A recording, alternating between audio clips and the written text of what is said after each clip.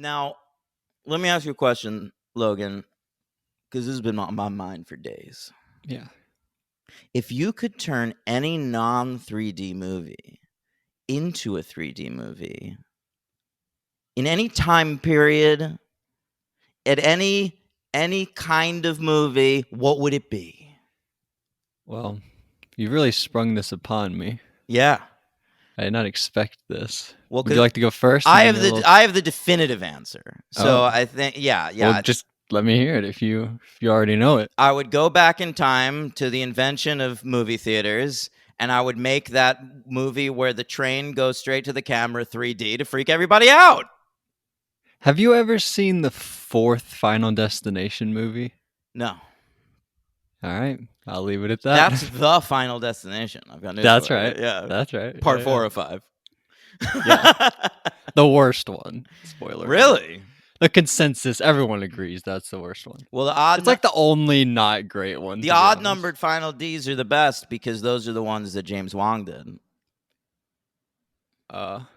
What? Yeah, they took turns. Like James Wong. Yeah, not James Wan. James Wong. I understand. Yeah, different Asian filmmaker. The James Wong directed 1, 3, and 5, I think, and then like the same dudes did 2 and 4. Okay. Whatever. Leave me alone. So let's discuss the Jackasses. Is that true? Because I thought I remembered watching the Final Destination 2 opening credits, and it's a great opening credit sequence where the main protagonist, is sleeping, and you're getting like the news footage from the first movie. No. It's somebody else. She's in it though. And I thought I remembered seeing the name James Wong, and I was like, "What the fuck? Yes, there's another one out there." Because he created it. I'm sure he gets characters created by credit. You're probably right. Yeah, bro. All right, continue. The Jackass movies. We're still talking about them this week. There's 3 more to cover. What a great week. I know it was delightful. Oh, better for me. I watched 3.5 films. It was truly like if my life didn't suck like without this stuff, it would have been a great week.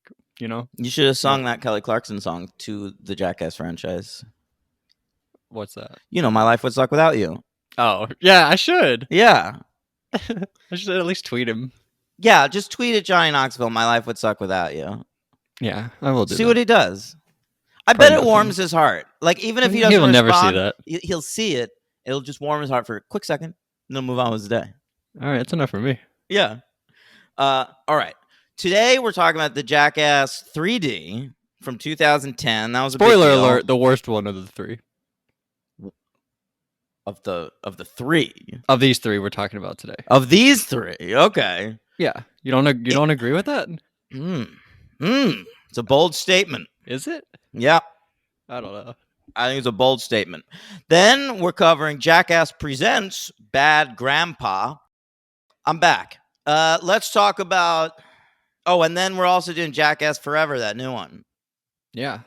It's got a whole new next-gen feel. We'll talk about who's your new favorite Jackass guy, podcast or Harold Ramis's Ghost? I gotta go McKenna Grace. A ghost never leaves a haunted house. Boom. All right. I can't get enough of that song. All right. Hey, McKenna Grace, she's everywhere recently. I just saw her. I just saw Pedo get his hands all over her. Yeah, I think you might have told me about that. Oh, yeah. On the what? Hey, I'm watching here. Patreon.com/thefranchise. All right. Let's start with the 3D one, right? Yeah, the worst of the 3. Jesus. All right. I just mean the other 2 were so great. Here's the thing.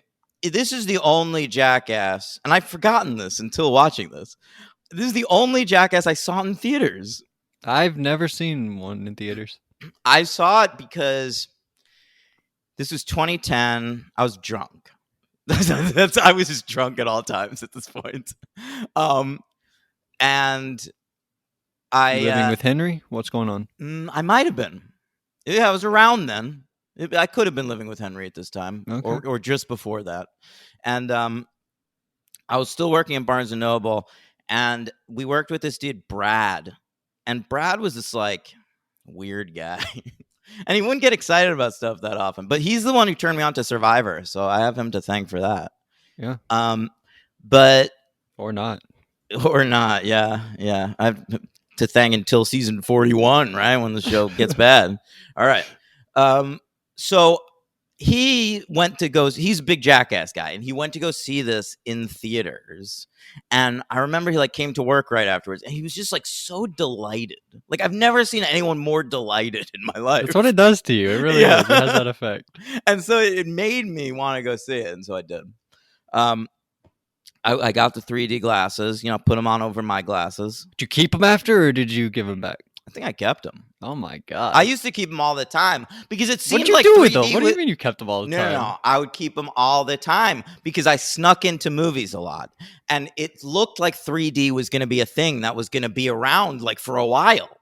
And so I was like, if I ever want to sneak into a 3D movie, I need to like have 3D glasses. Yeah, if you're ever just like going to the shop or something, you take the glasses just in case you want to stop by and see a movie. I'll tell you what, I used to walk around with like my little bag. I had like a satchel, Yeah. And I would keep like 2 pairs of 3D glasses in there. Well, in case you like got a date. Yeah, just in case. Oh my god, that ever happened? No, probably not. Okay. But yeah, that was good stuff. 3D, the 3D boom. This was right during the 3D boom, right? This was only less than a year after Avatar came out. Jackass 3D. Yeah, is Avatar 2 in 3D? Of course it is. Of course it is. They will all be. James Cameron believes that all movies should be in 3D. Did he say that? Yeah. James Cameron, like, he just saw that new movie, Blonde, the Marilyn Monroe movie, and he was like, I hate this, but I would love it if this blowjob scene was in 3D. Did you say your pick for the 3D movie? Oh, the trade movie. Yeah, it was a good joke. Yeah, I prepared it. I prepared a joke for the podcast, and that was it. I would go with Paddington. Why Paddington? I don't know. It'd probably be better than your train movie. You're just looking for like viewer sympathy, listener sympathy. I put up a poll. What would be better, Paddington? Paddington's gonna win any poll. That's why I picked it. That's the Tim. You know what'd be good in 3D? You know what'd be good in 3D, Logan? A pole.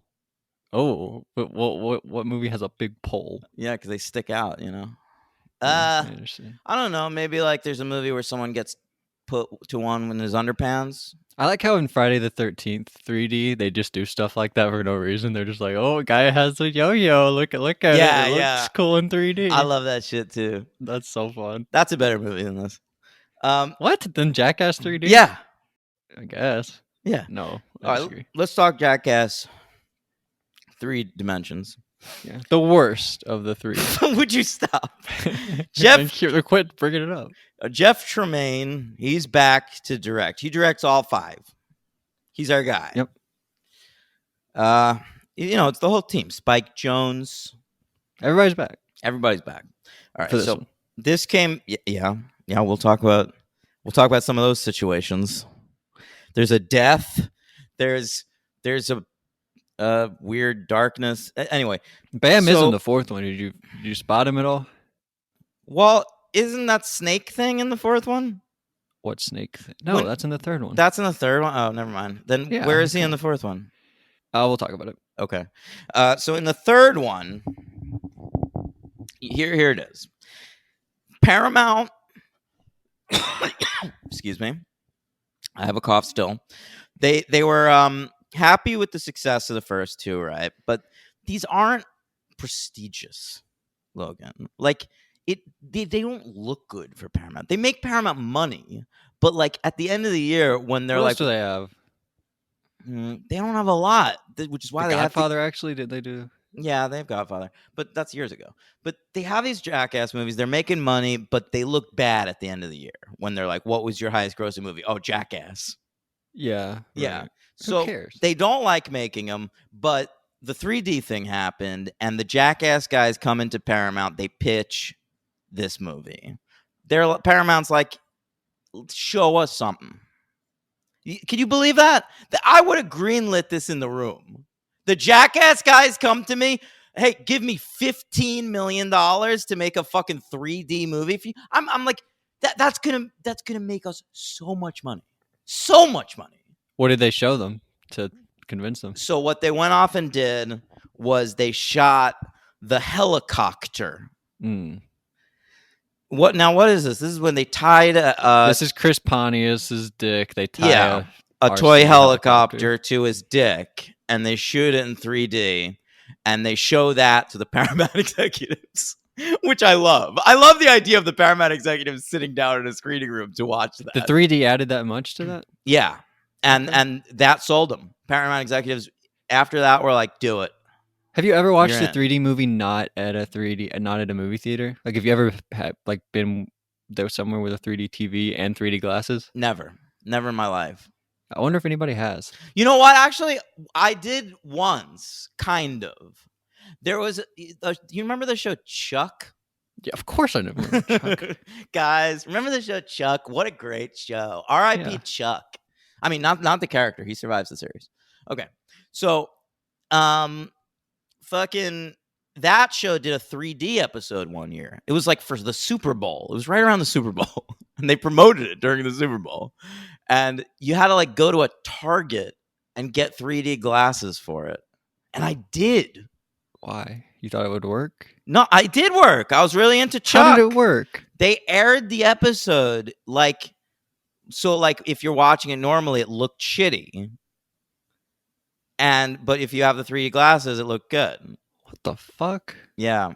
Why don't so you don't even need a 3D TV ever if they just do that? Yeah, but no one wants to do that because they want the thing to be able to be viewed in either way. What the fuck? Yeah. I didn't know about that. Yeah, I get out of town. Yeah, that's why. So good. Yeah, actually, it was. Wow. I think it was called Sarah Chuck. Have a lot to do. She's my favorite. Believe me, Chuck. Sarah in 3D. Boing. No, I think it was called Chuck versus the Third Dimension. If I remember, someone check that and let me know if I remembered a Chuck episode title correctly. Did you like Bryce Larkin? Was that yeah, name? I fucking did like that. Yeah, character. That guy was so fucking cool when I was a little kid. Yeah, and his girlfriend Jill, who like was also Chuck's girlfriend. Jill. Oh my god! What? They had the same girlfriend? They like fought over the same girl. She was played by Kristen Kruk, who was like part of the Nexium sex cult. Wow. Yeah. I didn't know about this. Yeah. Big time. Okay. So back to Jackass 3D. The worst of the Jackass. I need you to stop. Okay. So there is one person that was supposed to be in this movie that wasn't included. Yeah. Can I bring that up? Yeah. All right. Bam's uncle. Okay. Oh, right. I think you mentioned this briefly. Did I? I think so. But I don't think I knew it until just now. So, you brought up the uncle, and I don't even remember the uncle. Maybe. Do you know Bam's uncle? No, I don't think so. Okay. So he had a cool name, right? In this movie, they do a bit called Lamborghini Tooth Pull. Sure. Okay. I didn't like that much. I did. I thought it was very funny. They pull a guy's tooth out of... Who was it? Aaron? Yeah. By the way, Aaron, I think... I like him more in these movies than I did in the first two. Oh, spoiler alert. I'm not going to spoil it. Is he the MVP of the fourth one? Because I think he's mine. Yeah, he's my MVP of the fourth one. Yeah, right. He's really good in the fourth one. He's incredible in the fourth one. Yeah. Okay. So Aaron gets his tooth pulled out, like a Lamborghini drives off, and his tooth is attached to the bumper. And yeah. It's crazy. Speaking of bumpers, stay tuned tomorrow. That was the greatest teaser you've ever done. But this was originally shot, Logan, with Bam's uncle. Now why wouldn't they just include that in the movie? I wonder. I assume he did something bad. I'll tell you why, Logan. Yeah. It's because Bam Margera's uncle was accused of inappropriately touching two 12-year-old girls in a mall around the time this movie was supposed to come out. And they sued him, okay? He claimed that he was only touching them because it's part of his character that he plays on Jackass. What? Yeah. Big Vito. And the judge was basically like, we agree that you touched the 12-year-old girls because of the character, but also you touched 12-year-old girls, so now you're never allowed to do that character again. What does he mean, that character? So like what he was saying, they were shooting something? He was saying, like, when I'm on Jackass, I'm the big Vito character. Like, I'm a heightened version of myself. And he's like, fine. Then but they weren't shooting something. I know. But he's saying, like, he was trying to show off to them. He was like I'm the guy. Yeah. And so then, so they're like, you can't be in Jackass anymore then. If that's your character, touching 12-year-old girls, then you're done. Yeah, fair enough. Yeah. And so he was banned for 10 years from being in Jackass. Oh, okay. He'll be back, though. Probably not. I guess he would have been back in the fourth one, right? And like Will Smith, right? They banned him for 10 years. Yes. He had the same sentencing as Will Smith. Indeed. And by the way, do you know who defended Bam's uncle in court? Well, I did learn something in 4.5. Can I tell you? Can I just say this real quick? Well, this was to your answer. Oh, go ahead. Rachel Wolfson, one of the new characters that we meet in Jackass Forever, we learn a little bit about them, like how they got cast and stuff. And she's like did stand up, and she said in one of her stand up routines that her mom was the judge who sent OJ to jail. Oh. So was she a part of this case? No. Okay. Bam's uncle, he lost in court, unfortunately, but he was defended, with her whole heart into it, I assume, by the same woman who defended Kobe Bryant in his rape case. Wow. Well, she won that one, right?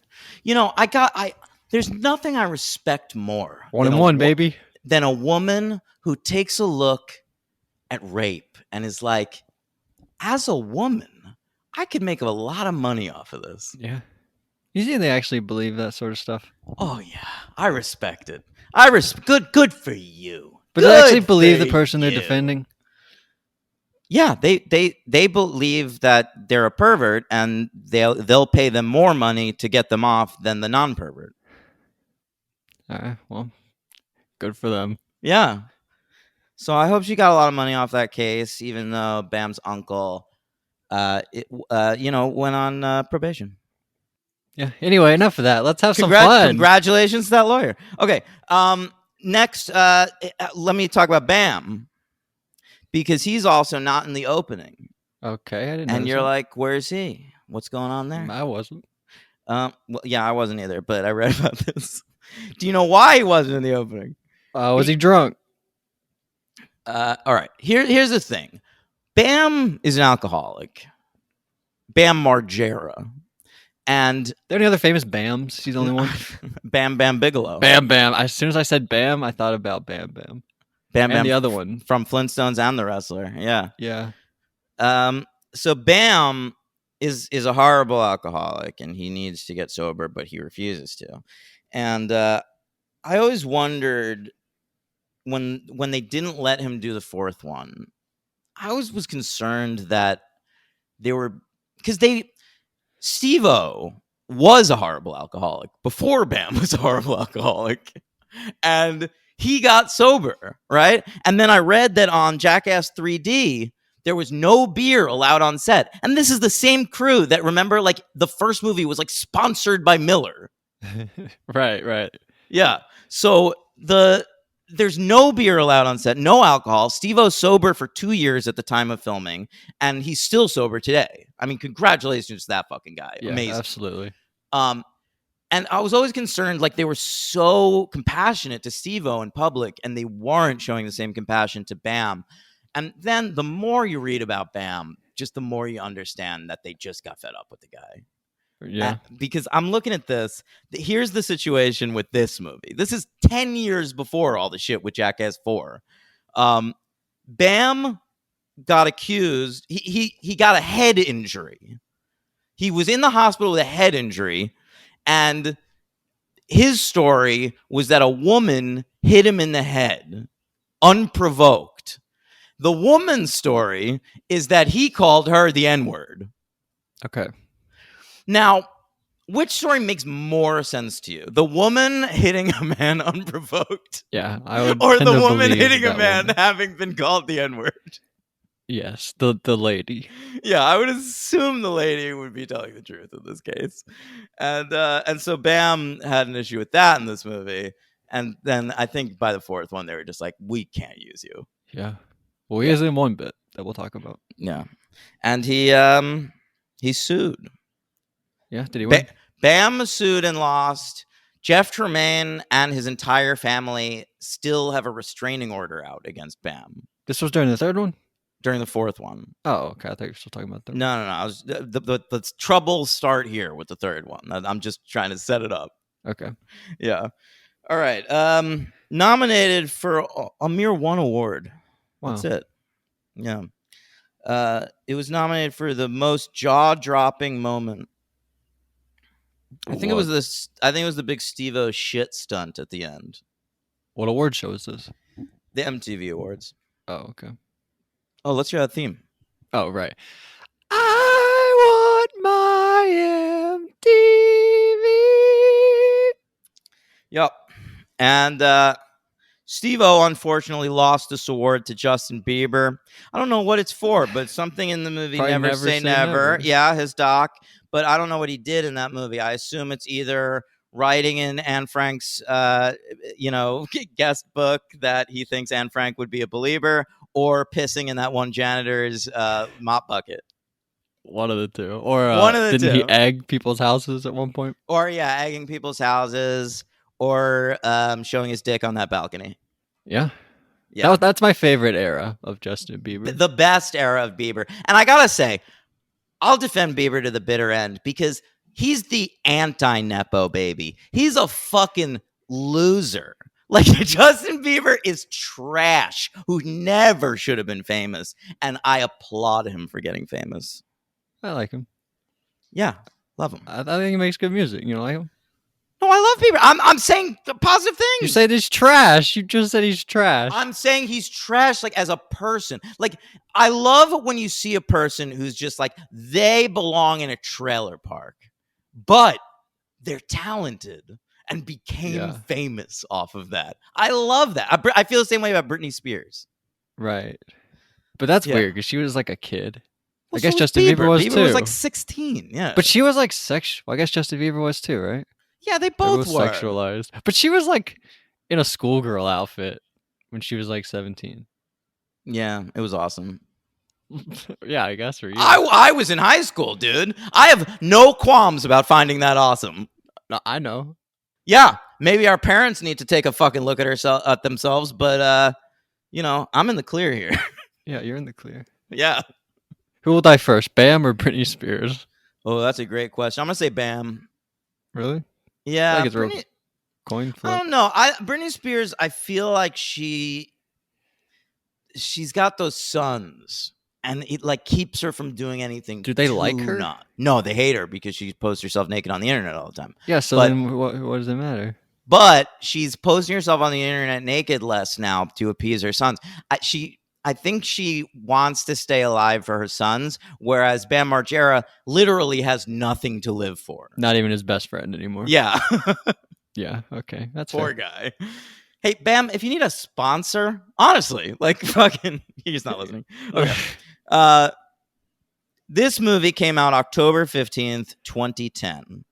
It had a budget of $20 million. This is the highest budgeted Jackass movie. But don't even worry about it. Made $171.7 million at the box office. Came in at number 23, right between Salt with Angelina Jolie, NACL as I like to call it, and Valentine's Day by Gary Marshall, probably co-starring Hector Elizondo. And I wrote down two other movies just that were below it that blew me away. The Social Network. Jackass 3D made more than The Social Network, and it made more than Sex and the City 2. Wow. Sex and the City 2. I saw Sex and the City 2 opening night with my friend Gallagher, bro. We bought tickets 3 weeks in advance, okay? And it was a packed house. You've never seen a more packed house in your life. And Jackass 3D made more money. They're all packed the same when they're packed houses. I guess you're right. That's not true, though. Remember when I saw Avengers Endgame and I had to sit in the aisle? That happens. Whenever I went to see 2017, I went by myself. I was seeing everything. Beauty and the Beast came out. I had nothing to do. I was like, I'm gonna go watch Beauty and the Beast. Went. It was just like me and a bunch of little kids, but it packed house. There were people sitting in the aisles. Yeah. That was Infinity War, not Endgame, by the way. I just needed to correct that story I just told. Oh, sorry. Yeah. Okay. My favorite story about a movie theater from you guys is when I think was it Jurassic World When they went under Henry's legs? Hilarious. That's my favorite. That's my favorite. So I think about that all the time. Yeah. How did that happen? It's amazing. Who does that? I cannot even picture that. It would freak me out so much if someone tried to do that. I would feel violated. I guess I had to watch for the podcast though. Yeah. Thank you, Henry. Yeah. Henry, what a good man. Hey, he texted me the other day. Let me give you a Henry update. Yeah. What did he say? I can't remember. Would you be upset by this? Listen to this. Listen to this, gang. He's got my back. Good call on Don't Worry, Darling. He liked it. Yeah, derivative to the hilt, but well done, and Pew and Pine are great. Wow. Boom! Oh, he did. Wow. All right. He didn't mention Harry Styles being great. Well, that's because Harry Styles is an incredibly bad actor. Oh, good singer, though. Almost impressively. Like, you look at Harry Styles in that movie, and you're like, I've seen bad actors before, and then there's you. It's like kind of amazing that Florence Pugh can even act beside him. It's amazing that Florence Pugh can still give a good performance next to him.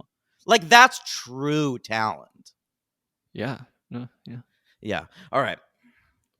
The Pew Machine. I love her. Let's get into it. 3D Jackass. The worst of the why have we set it up like 8 times? It starts with Beavis and Butthead. All right, which meant a lot to me as a Beavis and Butthead fan. Yeah, whatever. What do you mean, whatever? Who cares about Beavis and Butthead? I know, but you're right is the thing, and I hate that because nobody really does care about Beavis and Butthead anymore. Like I do. Do you know which one's which? Yeah, Beavis is blonde and Butthead is brunette. What are you talking about? Oh, okay. Sorry. Yeah. How do you remember that? You just know it? Yeah, I watched a television show starring them for 8 years. That's how I remember it. All right. Right. I guess it's like, which one's SpongeBob, which one's Patrick to you? It's like that. Yeah, I mean, I know that SpongeBob SquarePants is who he is though because his pants are in the shape of a square. And Patrick is a star. Patrick Star. Right. That's his name. Did you know that? Patrick Starfish, right? No, it's just Patrick Star. Really? I believe so. I thought it was Starfish. No. All right, anyway. It's not that on the nose, D-Train. Give him some credit. I don't give them any credit.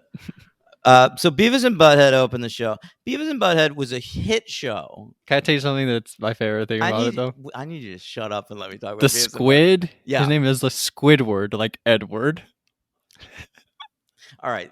I did not know you were going back to SpongeBob, and I'm infuriated. But that one's good. That one's good. Like, they gave him a real name, Squidward. I hate your guts right now, Logan. All right. Continue. So Beavis and Butthead, great show in the 90s, and they keep trying to bring it back. Like, they keep thinking it's going to come back, and everyone's going to be ready for it now. Like, we're excited now. We needed more time. Now we're excited. But they never, I always am. In 2011, MTV rebooted it, and it ran for 1 season. I watched every episode religiously. I was so into it, and it just never came back. No one watched it. And then recently this year, they threw the whole show, the old MTV show, on Paramount Plus, and a new movie, Beavis and Butthead Do the Universe. And I don't hear anybody talking about it. Yeah, it makes no noise, Beavis and Butthead. They make no noise. Their biggest fan is Julie Chen, I think. And it's insane because, like, in the 90s, that was the story. Like, kids can't watch this. Like, they were dangerous, And now nobody gives a fuck. And it's not like Mike Judge has faded into obscurity. Like, people, like, Office Space has done what Beavis and Butthead should have done. Like, developed a cult following, and people revisit that movie all the time. But I feel like Beavis and Butthead are just like dead. What's the problem? It's not like South Park. It's not smart. No, it is smart. And what's the deal? Why don't people? I think that the humor is too 90s, but then they tried to rectify that with the new show because they put him in modern day, and I thought they did well with that. But still, nobody seems to care. Are they old in modern day? No, they did a time travel thing in the movie. Okay, all right. Yeah. Anyway, Anyway, Beavis and Butthead opened this movie. I was excited about it, but nobody else is going to be. Nope. Clearly. Now, opening sequence, they're all in on 3D already. Yeah. There's a lot of explosions in this movie. I think they think explosions are going to look good in 3D. They probably did.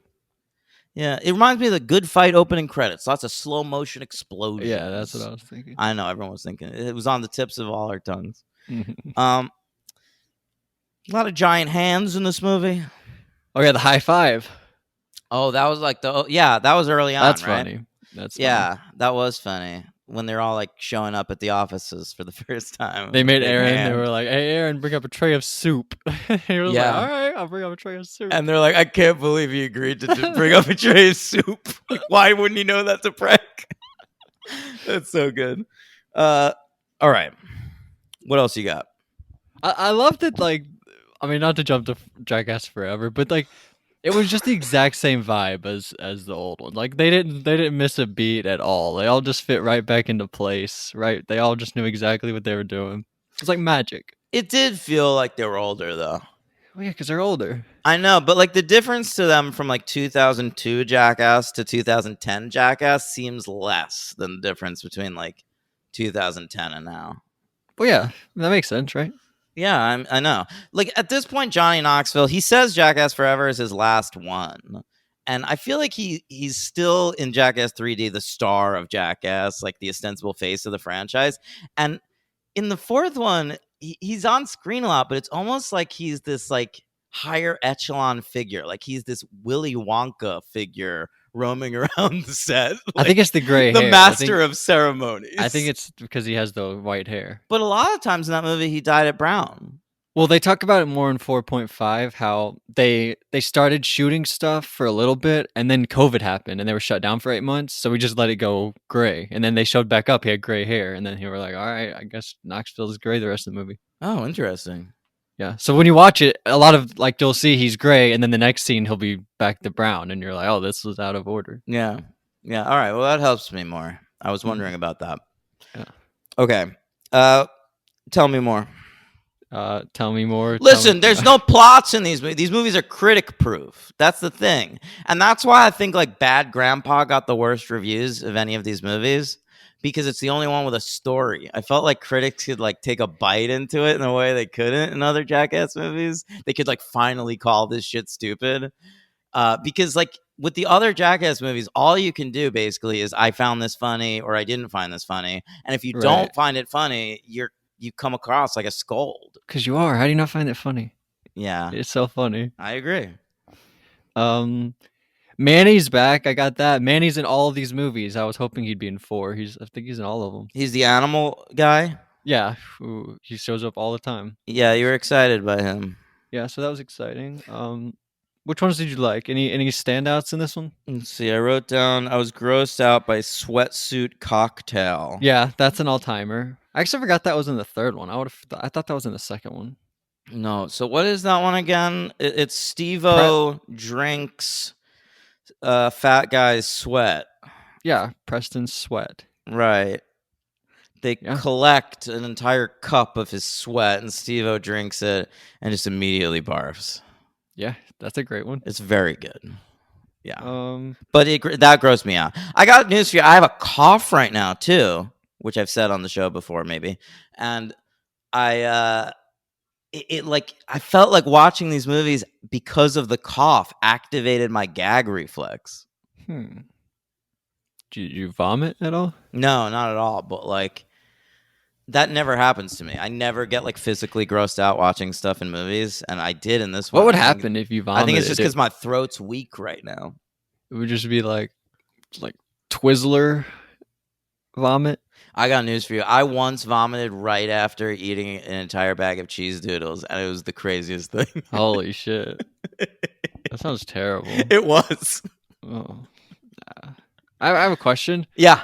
They do one where Ryan starts out in a room. He's sitting in a chair in a room, and then the wind starts blowing him, and then it zooms out, and you see that it's a big jet. Is that also a challenge from the challenge? Yes, it is.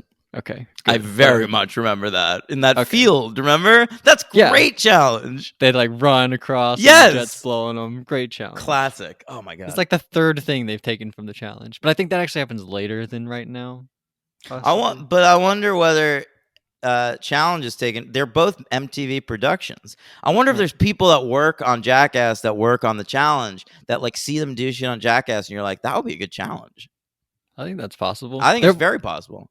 There's a guy on production that I didn't realize until I think the third movie. His name is Trip Taylor. Is that why they have Rip Taylor in all the movies? Because I think it'd be funny. I don't know. There's a guy I noticed on production named Colby Donaldson. Is it the guy from Survivor? No, I did. I saw that also, and I looked it up. It's not the same guy. You looked it up. I love that you looked that up.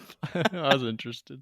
Yeah, it was like sound mixer Colby Donaldson. I was like, what the fuck? I found a new life. Yeah, like after hosting Top Shot, he went and did some sound design on Jackass. No, different guy. History's Top Shot. Come get your gift card, Bass Pro Shops. Okay.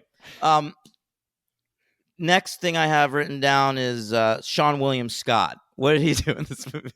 He was at the football one. They had a couple football bros tackling Johnny Knoxville. Right. He was there as the referee. It was a reference to The Blind Side, I thought, because it was a year after The Blind Side came out. But he's not in The Blind Side, right? Sean William Scott? He should have been.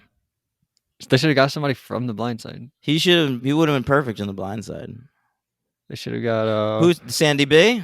No, they can't get her. But that big guy, Tim McGraw is here to help us referee. Tim McGraw. How do you remember that Tim McGraw was in The Blind Side? Oh, I didn't. It took me like a long time to remember. It took me like 15 seconds. But you remembered that off the dome? Like you didn't look up The Blind Side just now? No. You just like your brain clicked husband. In like, oh yeah, Tim McGraw. There was an era. He's in that. He was in Four Christmases. He was acting for a little bit. I know. He's in Friday Night Lights, the movie. Oh yeah, he's like the dad, right? Yeah. He plays. He's the same character. He's literally the same character. He is. But he's like an alcoholic asshole in that one. Yeah, I guess so. Yeah. So not the same character. So the opposite character. So yeah, Sean William Scott. That was fun to see. Also, Bonnie Prince Billy. Yeah, who was that? Will Oldham. Now, this was during the thing. What does he dress up as? It's like an animal. Was it the gorilla thing? That was Chris Pawnee. I don't know what you're talking about right now. Okay, so I'm sorry. I should have written. You're talking about Will the Farter? Who's Will the Farter? Well, that guy that farts a bunch and like does the trumpet and whatever else he does. Well, Will Oldham is in this movie, and he's like this really low-key folk singer that I used to be a big fan of. And he goes by the stage name Bonnie Prince Billy. And it was just so weird to see him show up in this movie. These movies, like, I think because of like the Spike Jonze thing, sometimes like you get like people you wouldn't expect showing up in them. Right. Just like John Waters in the like real artists like work on these movies. Yeah. That's why I don't get why critics poop on them. They don't. I think like the Jackass movies mostly get good reviews. I just think that when Bad Grandpa came out, because they had the opportunity to give a bad review to a Jackass movie, they seized it. I understand, but I don't understand. Yeah, I agree. I feel the same way. Yeah. Bam. Oh yeah, I wrote Snake Pit Bam. That's in this movie. That's not very fun because he's very upset. Very upset. No one is laughing. Yeah. Jeff Tremaine is like, this is not fun. And I agree. Yeah. A little tough to watch. And I think like that's the moment where you gotta stop bringing Bam back because he's not having fun anymore. Like Bam just seems like we might have. They didn't put a snake in there. A bunch of snakes in there with bullshit. His biggest fear. Bam earlier in his career like would have like had fun with that. He would have been. He would have been freaked out. He would have known that him being freaked out is funny. But even in the second one, remember they locked him in that cage with the one snake, but he just climbed out. He didn't like that either, though. He was crying. I guess so. And this is 4 years later, and they're doing it again. No, I guess I do know that. Like there are some people that are. I never thought snakes were scary, so I never got the snake fear thing. But I dated. They're kind of like demon creatures when they have no legs, they slither around and only do terrible things. What do you mean they only do terrible things? What are snakes good for? They're just trying to survive, man. Like, they just have these things that their one thing they have is teeth. Yeah, they defend themselves with those teeth. Otherwise, we'd be stepping on snakes like they're ants.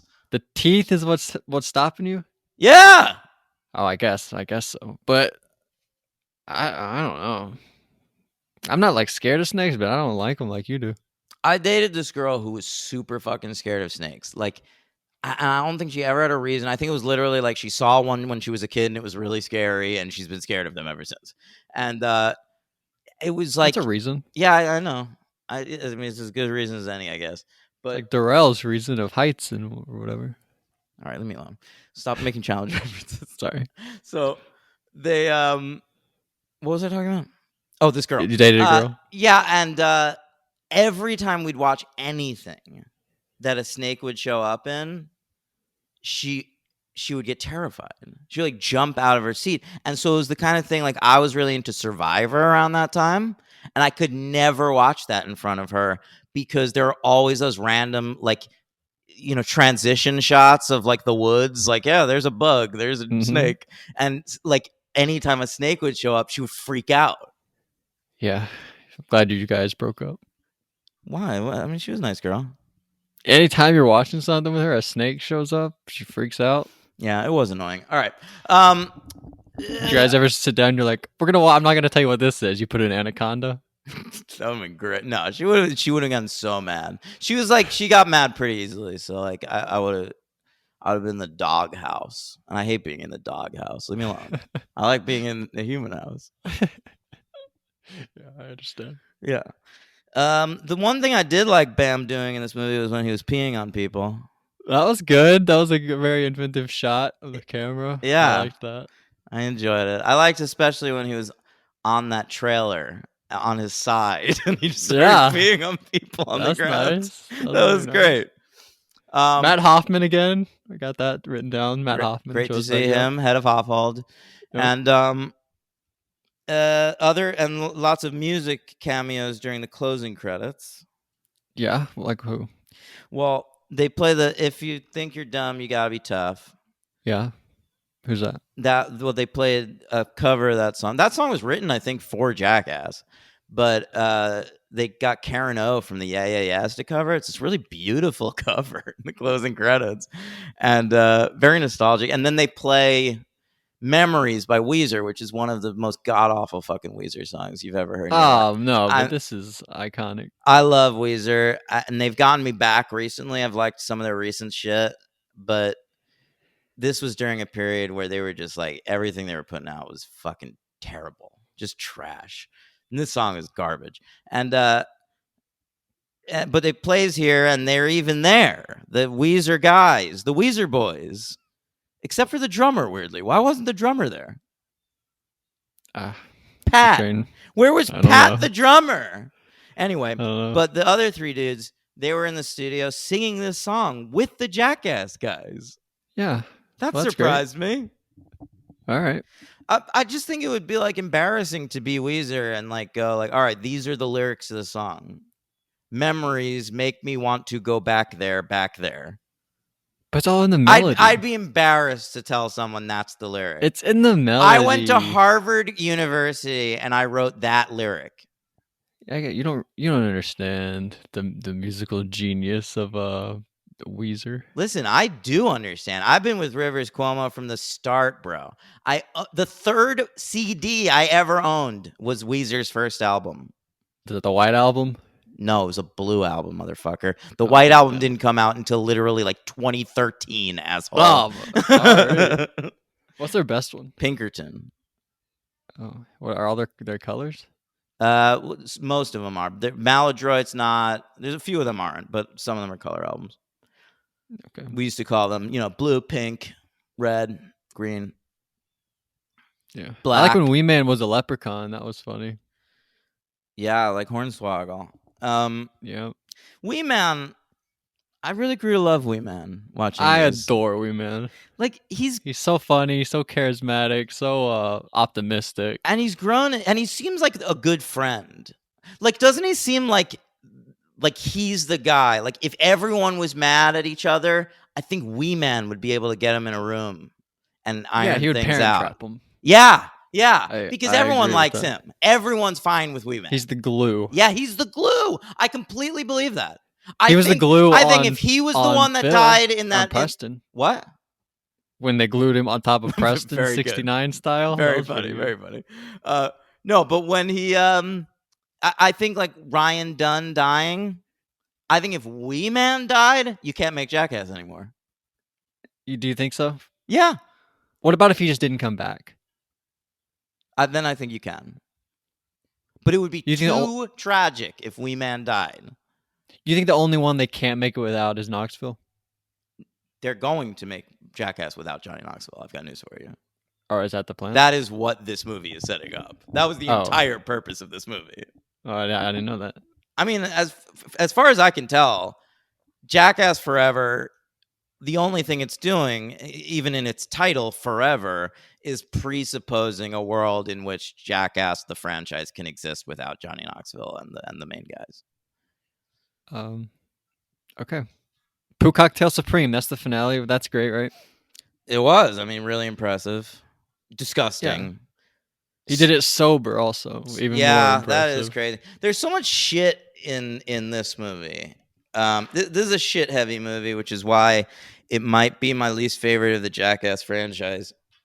Wow. But I was encouraged by Jackass Forever because it was a lot more penis-heavy. Yes, lots of penises. Yeah, I was like, we're done with shit. We're just going to do shit with our penises now. And I was like, I approve of this message.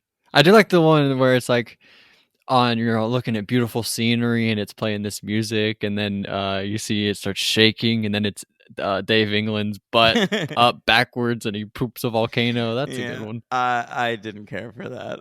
I love any Dave England pooping stuff. I'm on board with. I don't like to see pooping. There's too much pooping in this. What was the prank where like they were doing something in a bathtub at one point and a guy just poops accidentally? Yeah, they were trying to do the fart underwater, and Dave accidentally pooped in the bathtub. I hated that. It was an accident. I don't want to see poop. Like, it's okay if I'm expecting it. Like the thing where he goes and sits down in the first one on like the display toilet and shits in it. All-timer. That's great. Like I'm expecting it. That's a poop bit. But like when they're shooting something and I just got to look at a piece of poo come out of a guy's butt, I don't want to see that. I get it. I'd rather see his penis. I get it. Yeah. I'm more interested in penises. Yeah. Why don't you cut that piece of dialogue out?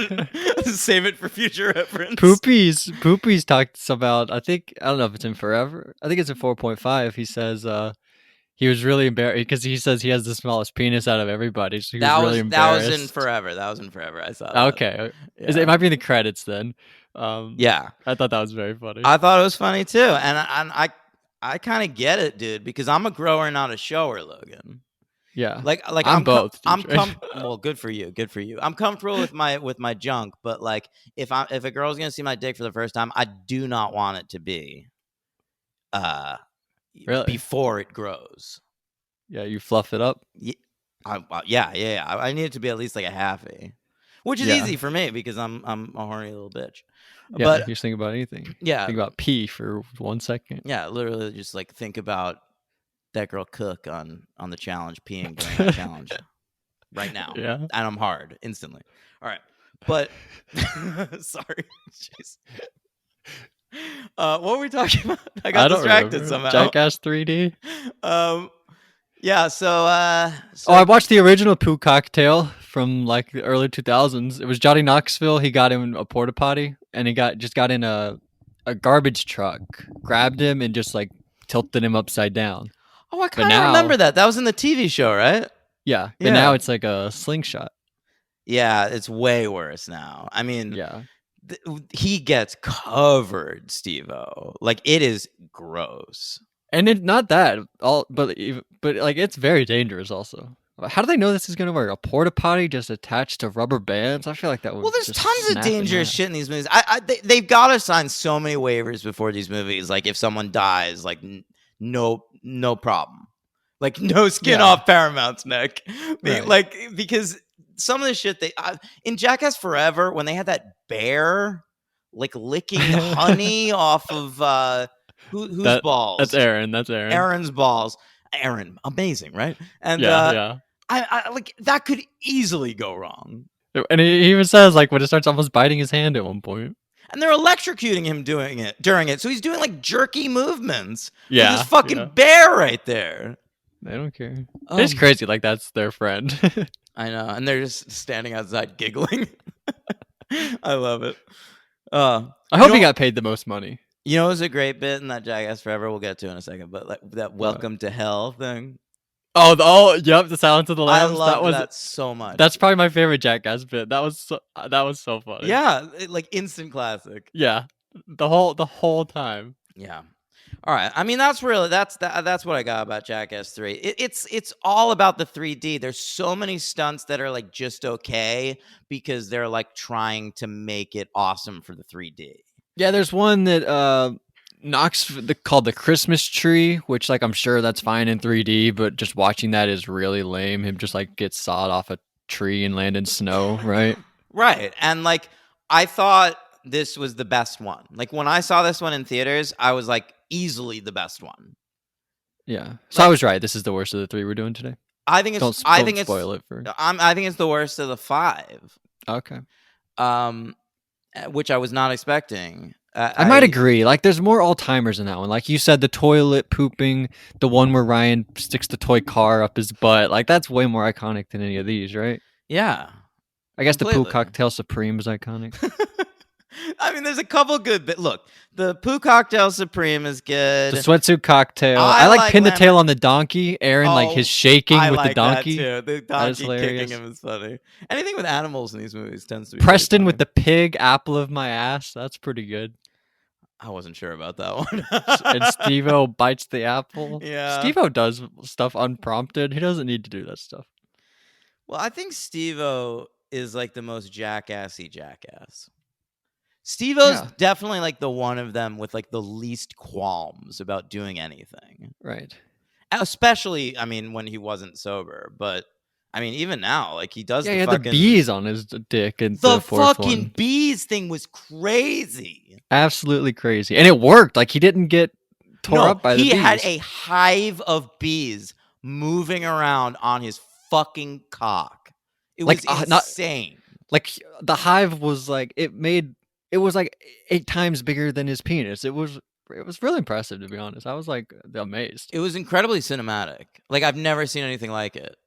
Yeah, I love when you see something and you're like, that's new.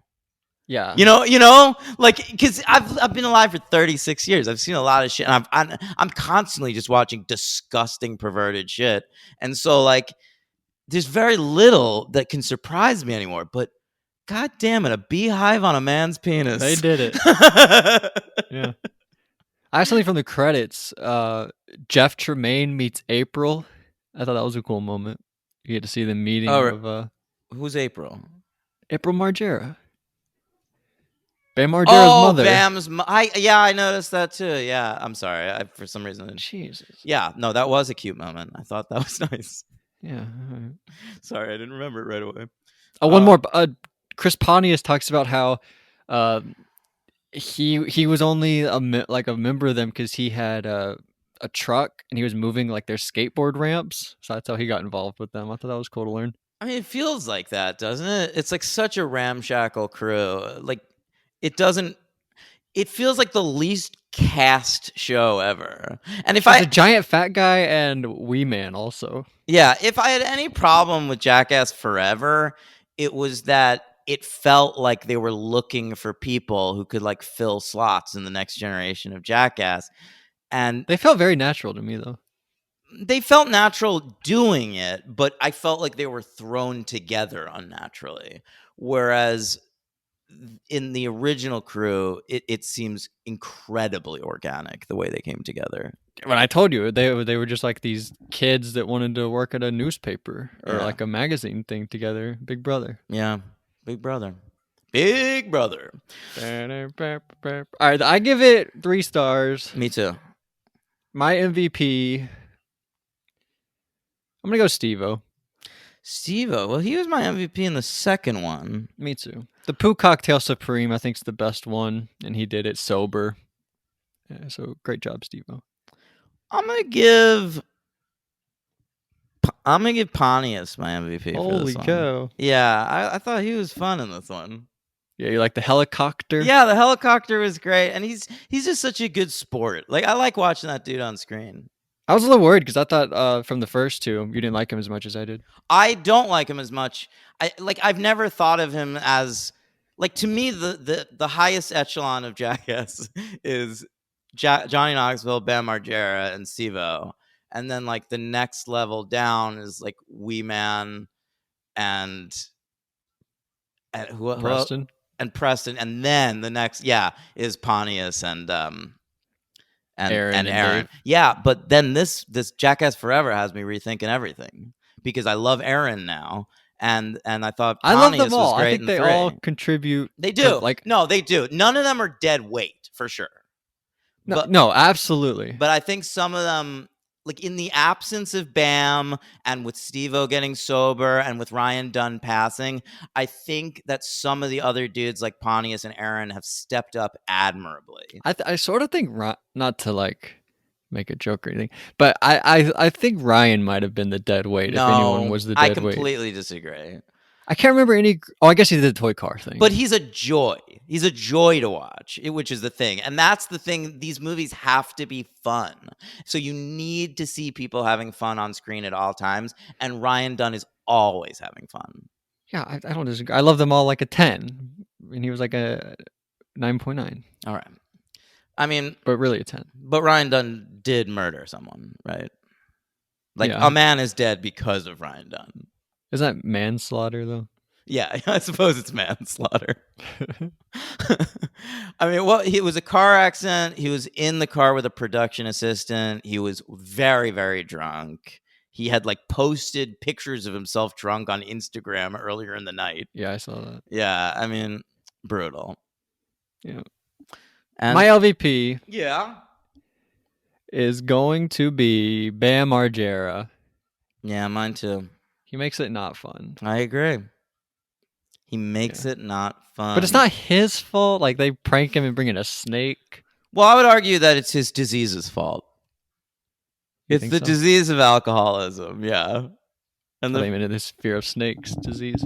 Yeah, the first step is admitting that your life has become unmanageable. And Bam has yet to do that. Yeah. Sorry, Bam. I'm not. You need some tough love, brother. You're not listening. Okay. They are good in 3.5, Ryan and Bam. Like, I told you they get interviewed in these 0.5 movies, and they get interviewed together. And during the interview sessions, they like their chairs fall over at one point, and Bam's chair just gets lower and lower throughout the course of all the interviews until it's just on the ground, basically. So that's a good bit. I'm gonna watch the 0.5 movies. Oh, you should. You absolutely should. Especially Bad Grandpa 0.5 and Forever 0.5. Those are the two you should definitely I didn't even know there was a Bad Grandpa 0.5. Oh, do I have news for you? Catherine Keener is in it. Whoa, you know what was mind-blowing? I was watching Bad Grandpa on Amazon Prime. I watched all the other ones on Paramount Plus, but I watched Bad Grandpa on Amazon Prime. And you know how Amazon Prime has that X-ray where you like hover over the screen, it shows you like who's on screen right now. The entire fucking movie, it said Catherine Keener was on screen. Like she popped up in that X-ray throughout the movie, and I didn't spot her once, and it was driving me insane. She's the wife. What are you talking about? Okay, so I'll be honest, I don't exactly know how they did it for the movie. Like, if they like made so in in Grandpa 0.5, she is the wife, and they shoot scenes together. She wasn't supposed to she was supposed to just die. Anyway, that doesn't matter. But they shot scenes together in Forever 0.5, but they just didn't really use any of it. But I don't know if the body was made to look like her or if it was actually her in some scenes. But she was the wife. Interesting. I mean, you'll get to see her a lot. That is crazy. In Forever 0.5. All right. Well, I look forward to that. Yeah, fucking Catherine Keener. I think she was on my top 50 favorite actor list that I made. And she was for sure. And tons of Spike Jonze as He's like a different grandma in this Oh, one. by the way, yeah. Well, Yeah. that reminds me. Like Catherine Keener is in Being John Malkovich. That's why she's in this, because she's like a Spike girl. Yeah, you're right about that. He says that they were friends, but I didn't even put that together. Yeah, that's funny. Yeah, watch that one though. That one's great. I'm gonna watch them all. I love Jackass. I'm a big fan of this franchise. I like it more now than I did when we started this. Me too, absolutely. Yeah. Even though 2 of the movies went from 4 to a 3. Only one of mine did. What? No, for the first one and the third one. Well, I always was at a 3 for the first one. Oh, okay. Yeah. I just always had them in a 4, just because. This one I dropped from a 4 to a 3 though. Jackass 3D. Yeah. Yeah. I would say, like, if you're gonna watch one Jackass movie, Jackass number 2 is the height of the franchise, because I think that's they're at their craziest. They're at their prime. Like Jackass, they're still figuring it out. The first one, the third, they're in a second contract. They're ready to go. They're rich. Right. The third one, they're obsessed with the 3D thing. They're worried. Yeah. The fourth one, they're trying to set up the next generation. Bam's not there. If you want to see the whole gang with like an alive Ryan Dunn and a coherent Bam Margera at the height of their powers, I would say Jackass number 2 is the way to go. Yeah. Bam's great in the second one. He comes up with ideas. He gets branded. He does a lot of stuff in the second one. Yeah, he does. Yeah. All right. Should we move on to Bad Grandpa? Yes, absolutely. All right. Jackass presented it. That's why we're covering it. Yeah. Jackass presents Bad Grandpa. Johnny Tremaine's back to direct. No, not Johnny Tremaine. I'm so sorry. Johnny Tremaine was a novel that I had to read in 6th grade about a little boy during the Revolutionary War. And that's a mix of Johnny Knoxville and Jeff Tremaine also. Yeah, for sure. Johnny Tremaine. He, I believe he worked as a blacksmith's apprentice, and he may have burnt one of his hands beyond repair. It was a very boring book. Wow. Of course, that's one more book than Logan's ever read. That's so. I know. So, so this is the only Jackass movie with screenwriter credits. That blew me away. Why was that shocking? Well, I mean, it shouldn't have been shocking because it's got a story and everything, but it was just like wild to see. And Spike Jonze took a screenwriting credit, which is even more amazing because now, like, his only screenwriting credits on IMDb are like this and Her. Really? Yeah. He didn't write his other movies? Charlie Kaufman wrote the first 2. Oh, yeah, you're right. Sorry. Yeah. Who do you like more, Spike Jonze or Spike Lee? Fucking hell. I mean, Spike Lee's so much more. Come on, it's so obvious. No, it's Spike Lee. It's Spike Lee. But also, it's impossible to make that question because Spike Is that their real names? So much more prolific. It's definitely Spike Lee's real name. I'm unsure about Jones. I guess I could have looked it up. You want me to look right now? I've got him. I've got him on IMDb, but that's not really helpful, is it? Does it? Is it? It's not. Is it? His name's Adam Spiegel. Does it say that? You found that? Adam H. Spiegel, known professionally as Spike Jonze. Fucking hell, I'm glad we went with Spike Jonze. What the fuck? Better. He married Sofia Coppola? I didn't know that. And divorced her, motherfucker. Yeah, 2003. Yeah, tapped out of that. Had no idea. I'm sick of drinking wine with your weird legend dad. He made Babylon. What? The new movie coming out, Babylon. Damien Chazelle directed that. Oh, why does it say upcoming movie Babylon? Did he write that? Could have produced it, maybe. Okay, sorry. All right. This movie, though, it was directed by Jeff Tremaine, written by Johnny Knoxville, Jeff Tremaine, and Spike Jonze. It was released October 25th, 2013 on a $15 million budget. This was one, by the way, like the opposite of the last one. Paramount wanted this. They asked him to do this movie. Yeah. Yeah, they pitched it to him. Like, do a whole movie about the grandpa guy. And he was like, I don't think it'll work. And then they did like one day of shooting, and he was like, all right, we'll do it. Yeah. They show in a lot of Point 5, they talk about the makeup, how different the makeup is between all of them. And it really is. Like, seeing them all like side by side, how terrible it was in the early ones to how good it is in this one. Well, you have to make it more believable now because he's like really interacting. He's really, yeah. He's interacting people for like extended periods of time. Okay. This movie, Logan, was nominated for an Academy Award. Oscars, it's the red carpet, it's the red carpet and the gowns and the tuxes. The Oscars, it's the big night for Hollywood, the red carpet and the golden man. Best makeup and hairstyling. Oh, I knew that. Yeah, they talk about that. Okay. Amazing. An Oscar. And I'll tell you what, looking at this category, in hindsight, I bet you the Oscars wish they gave it to this movie.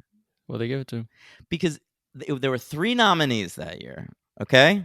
This is the year of her, by the way, right? Oh, yeah, it is. You're right. What a year for Spike Jones. Yeah, really.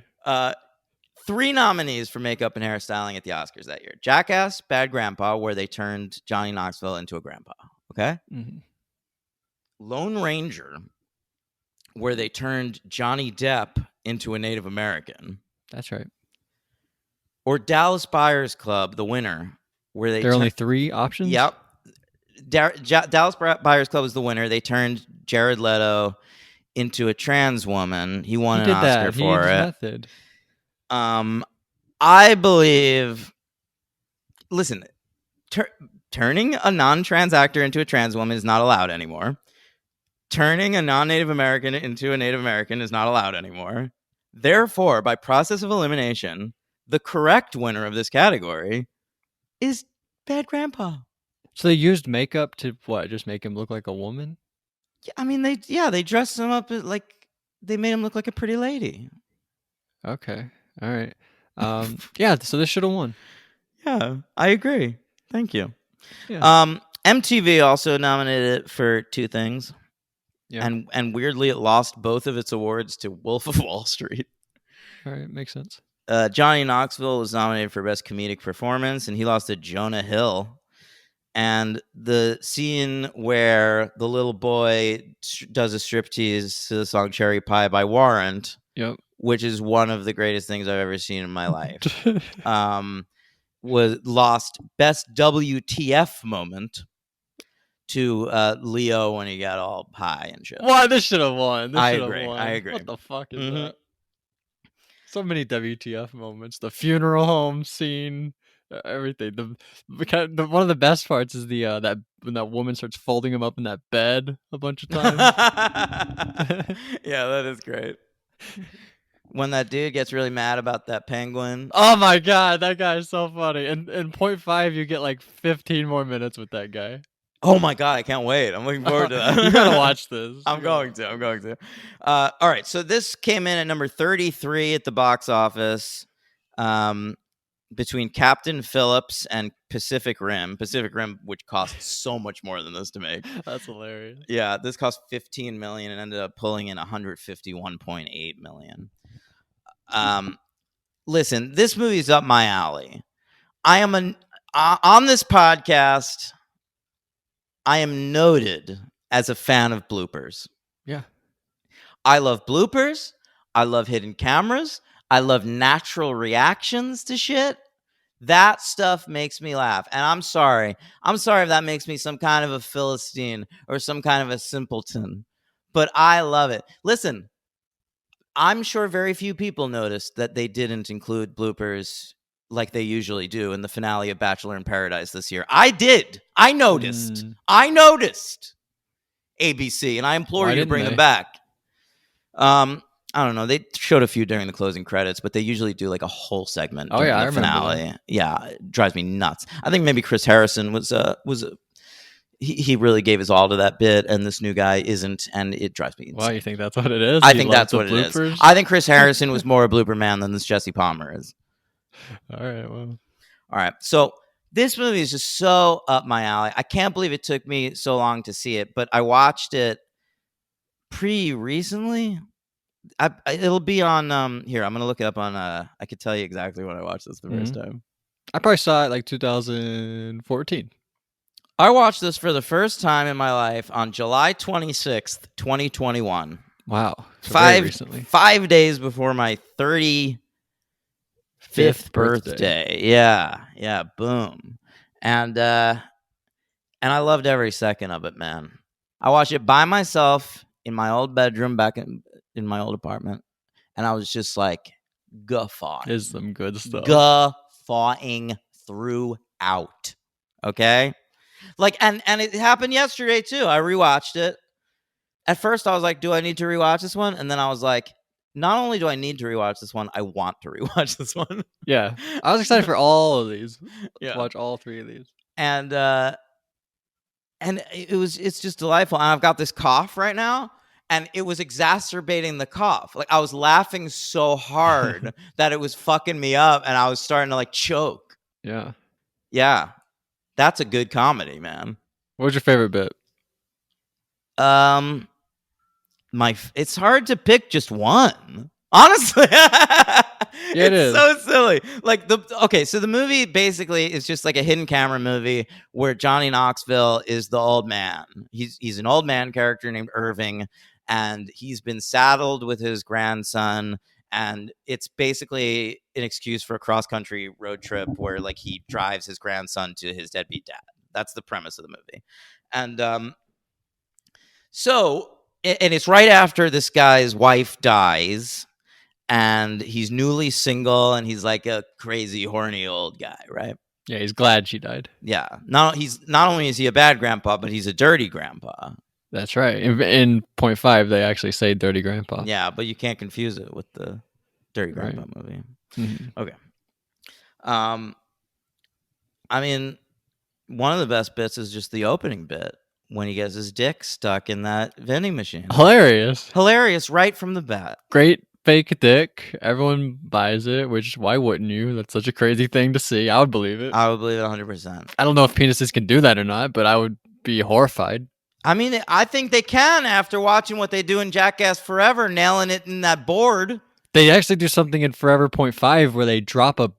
It's crazy. 4 people are standing up on something, and they have a brick tied to a string. They say, all right, 2 of these are going to land on the ground, and 2 of them, the strings are too short, so the bricks are going to pull your dick off. And then they drop the bricks, and 2 of them, one of them is Dave. And Dave only has 1 ball, he reveals.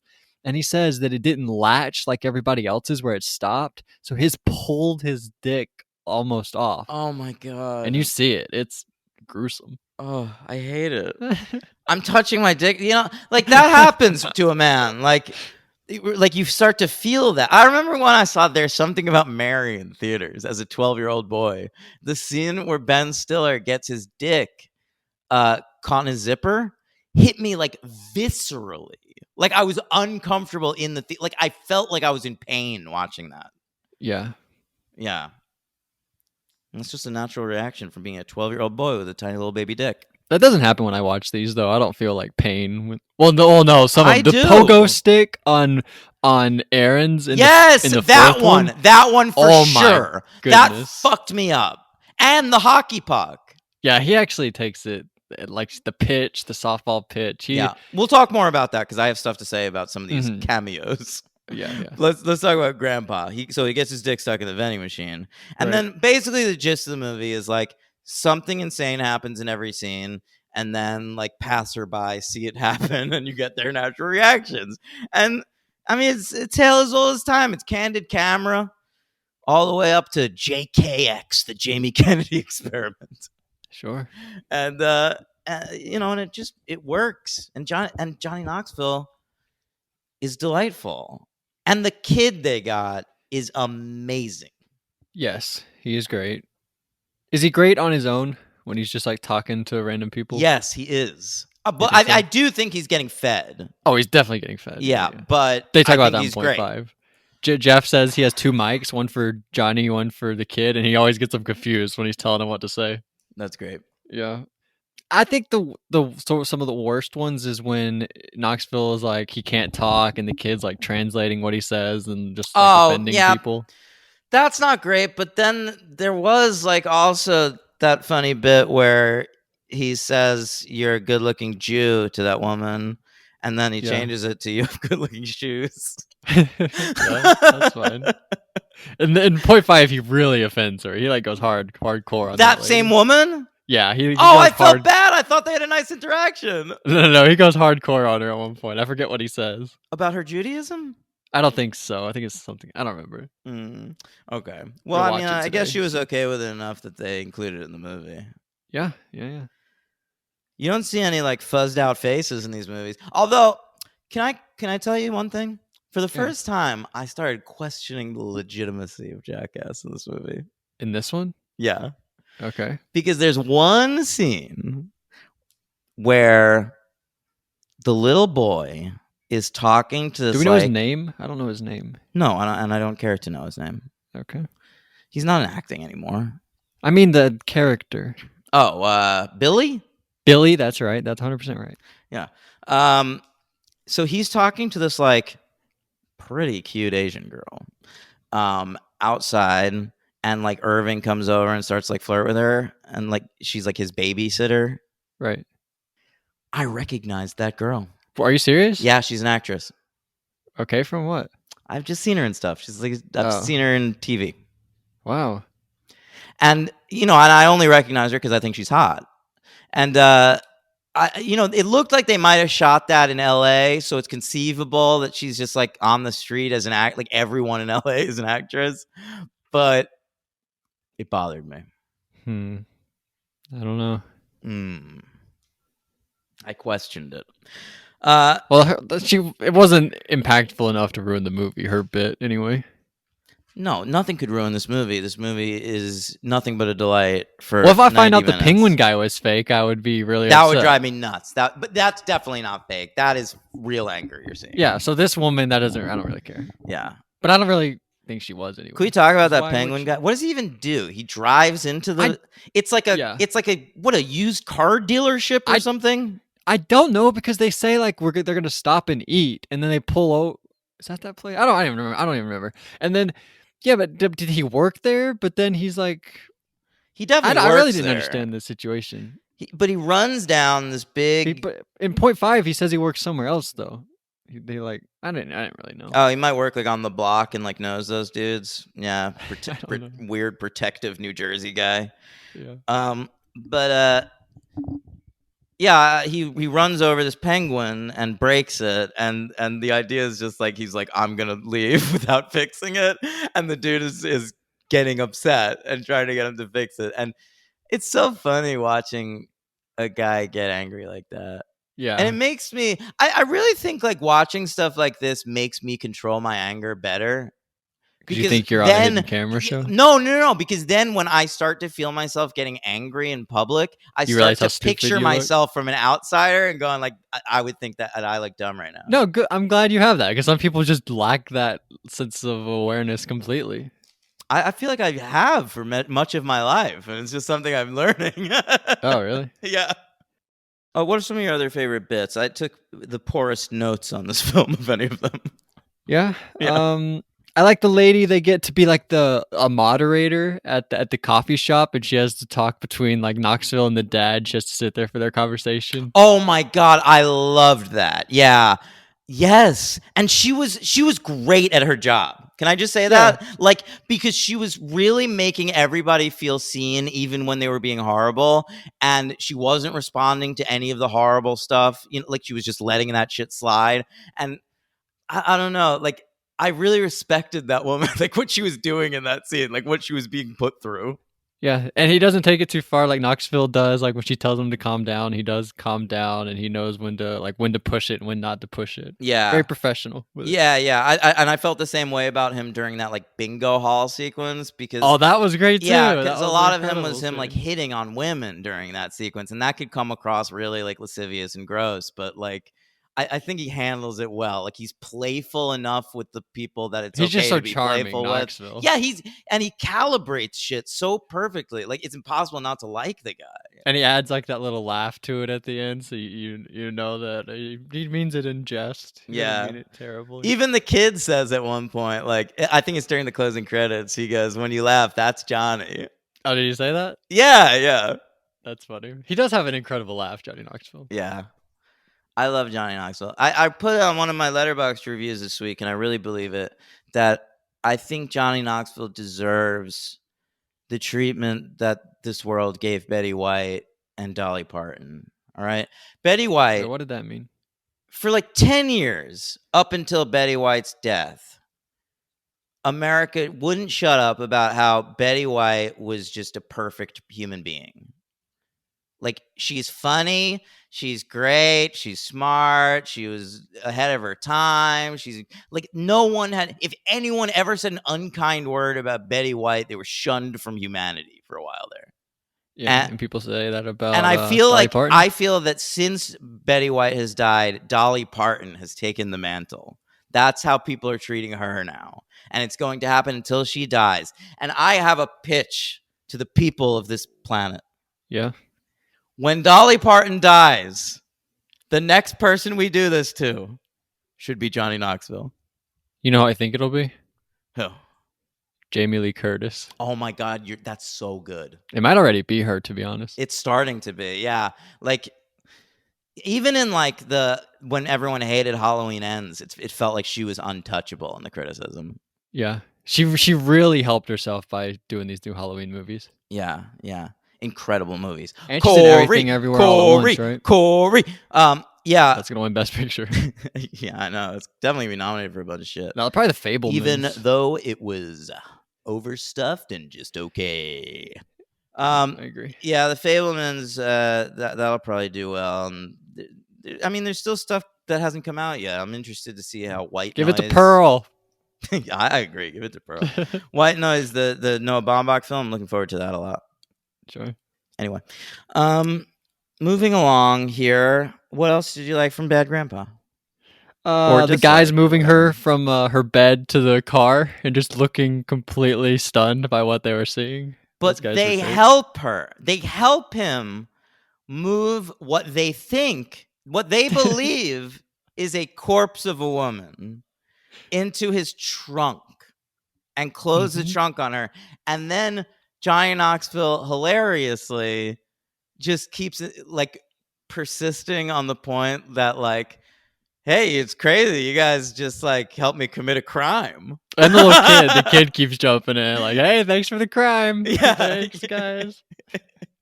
And the black dude in particular, it feels like he's putting it together after the fact. He's talking about James. He keeps saying, yeah, thanks, James. I appreciate it, James. Yeah, like he's like, oh my God, I'm an accomplice.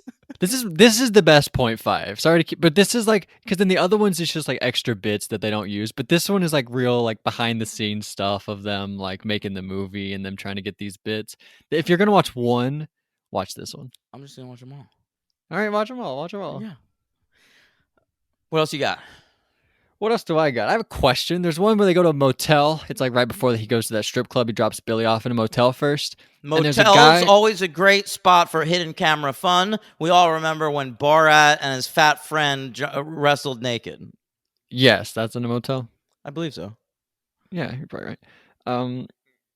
There's a guy outside the motel that's just like knocking on the door. Oh yeah, beside them, and he's knocking the entire scene. He's probably there for like 6 or 7 minutes, and I didn't really understand what was going on there. Well, I wondered whether he was knocking to hurry someone up that was inside. But he's knocking for a long time. They talked to him for an entire scene. I didn't know if that was real or not.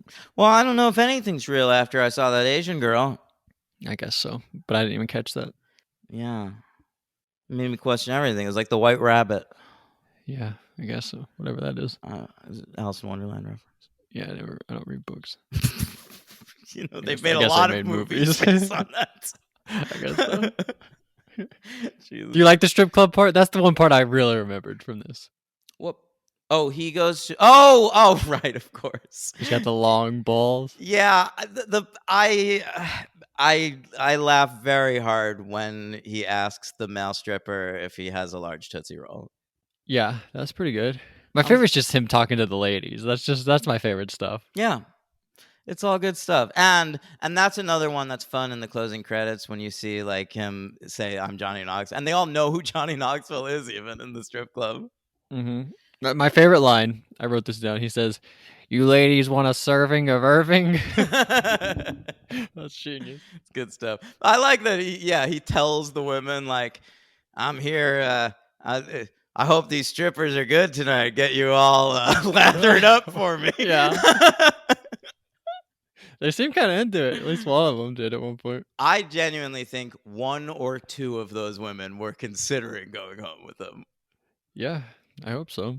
And then I hope when they found out, I hope they did. Oh my He might have god! been married. Well, I think Knoxville's like been married this whole time. I think he's one of those guys that like he's like a family dude. Yeah, Am I wrong about good this? for him. I don't know. I feel like we probably looked it up. Well, I'm gonna look it up again. I feel like he was, but then he got divorced, right? Oh yeah, that's what it was. You're right. Yeah, so he was married from 1995 to 2009 to one woman, and he has a child with her. They're divorced. Then he remarried the next year, meaning he probably cheated, and he's now filed for divorce from her as well, and he has 2 children with her. So Johnny Knoxville is a single man now with 3 children, and anyone would be lucky to get up in there. Yeah, absolutely. Yeah. Try and get on Raya. See if he's on Raya. Get on Raya, man. I would kill to be on Raya. I would literally kill someone. If someone said, "I'll put you on Raya if you murder this person," I would do it. Are you serious? Yeah. Wow. I want to know what Raya's like. Does that mean you would kill somebody for $10,000? Yes. No, maybe not 10. But would you pay $10,000 if you had $10,000? Would you pay $10,000 to be on Raya? No. So then your like system is all wrong. I know. That's like a rock paper scissors situation there. Yeah. I mean, listen, I never said I was the brightest Killing guy or the most $10,000 being rational on person. Raya. Those are your rock paper scissors. I think I'd rather kill someone than lose out on $10,000. Does that make sense? $8,000? Money's the most important thing in the world right now. Like, I don't care about money. I wish you could live life poor, but it's impossible right now. And so, like, I'm going to take money however I can. All right. And also, out, I'm going folks. to take this opportunity to say, subscribe to the Patreon, patreon.com/thefranchise. Please. Yeah, we might not be doing this next year. Who knows what's going to happen? Just kidding. Not to scare you guys. Logan, don't fucking do that to me, because I'm going to do this forever, and I hope that you'll be with me. I don't want to fucking find a third co-host. But we would like it if more people listen. It'd be nice, yeah. It'd be very nice. Leave a review. That helps, right? No, that does help, yeah. Yeah. Even or if it's just bad. click the little 5-star button. You don't have to leave a review. I don't know. That's true. That's easy as shit. Yeah. I've done that like from friends' phones. Yeah. You should do it more. On all of your dates, you should do that. You should take their phone and leave a 5-star rating. Yeah, then they come back from the bathroom on a first date and see you going through their phone. I'm not going on dates anymore, man. I'm seeing somebody. You're Just a Gigolo? That's a song they play in this movie. Yeah, they do, by David Lee Roth. At the very beginning. I was pretty excited to hear it. Yeah, I haven't heard David Lee Roth in a while. All right. I ain't got no... Yeah, it's good stuff. That's in the Suicide Squad movie. Ugh. What? Wait, which one? The Suicide Squad. Oh, the good one. All right, never mind. The great one, yeah. Then not ugh. Yeah. All right. I mean, I've said it all, and then it culminates at 2 big set pieces with one with the children of God. What is it? It's like a biker gang. Yeah, like protectors of children. Right. They're like an anti-pedo. Guardians of the Children. Guardians, and I've heard of this. Like, this is a real thing. And they meet at a Guardians of the Children biker event at a bar to hand over the kid to the deadbeat dad. And the idea is that the Guardians of the Children are going to key in on this deadbeat dad as a deadbeat dad and then give him shit, which is exactly how that shit goes down. They handle it perfectly. And I love that whole sequence. And then the chef's kiss is when he drives off and knocks over all of their motorcycles, because fuck motorcycles. That was hilarious. I thought the dad did oversell it when he was like, "That's my $600 a month. That's my meal ticket." I kind of agree with that. That was a little much. Yeah, that was a little much. The whole thing, because he wouldn't be saying that if he knew. He'd be cautious because he knows the Guardians of the Children are there. Exactly. Yeah, it broke the reality. Exactly. And the whole thing is like, this is a Jackass movie with a story. So the story has to work for you, and the story does work. Like you're trying to take the kid to the thing, but it is very obvious when they're like, just all right, we need a thing with the kid talking about the mom, and he's like, when's my mom gonna get out of jail? Do I really have to go to my dad? You know what I'm saying? Well, listen, it's the Jackass with a story, but the reason they keep using those like static camera shots throughout, like the hidden camera shots, is to remind you during scenes, this is a hidden camera movie. Yeah, it's got a story, but like we're not trying to get you lost in it. Like we want you aware that it's a hidden camera. That's part of the fun. Like so, like that didn't bother me. Like It didn't bother me all either. you need is like the barest wisp of a story for this to work, and it has that.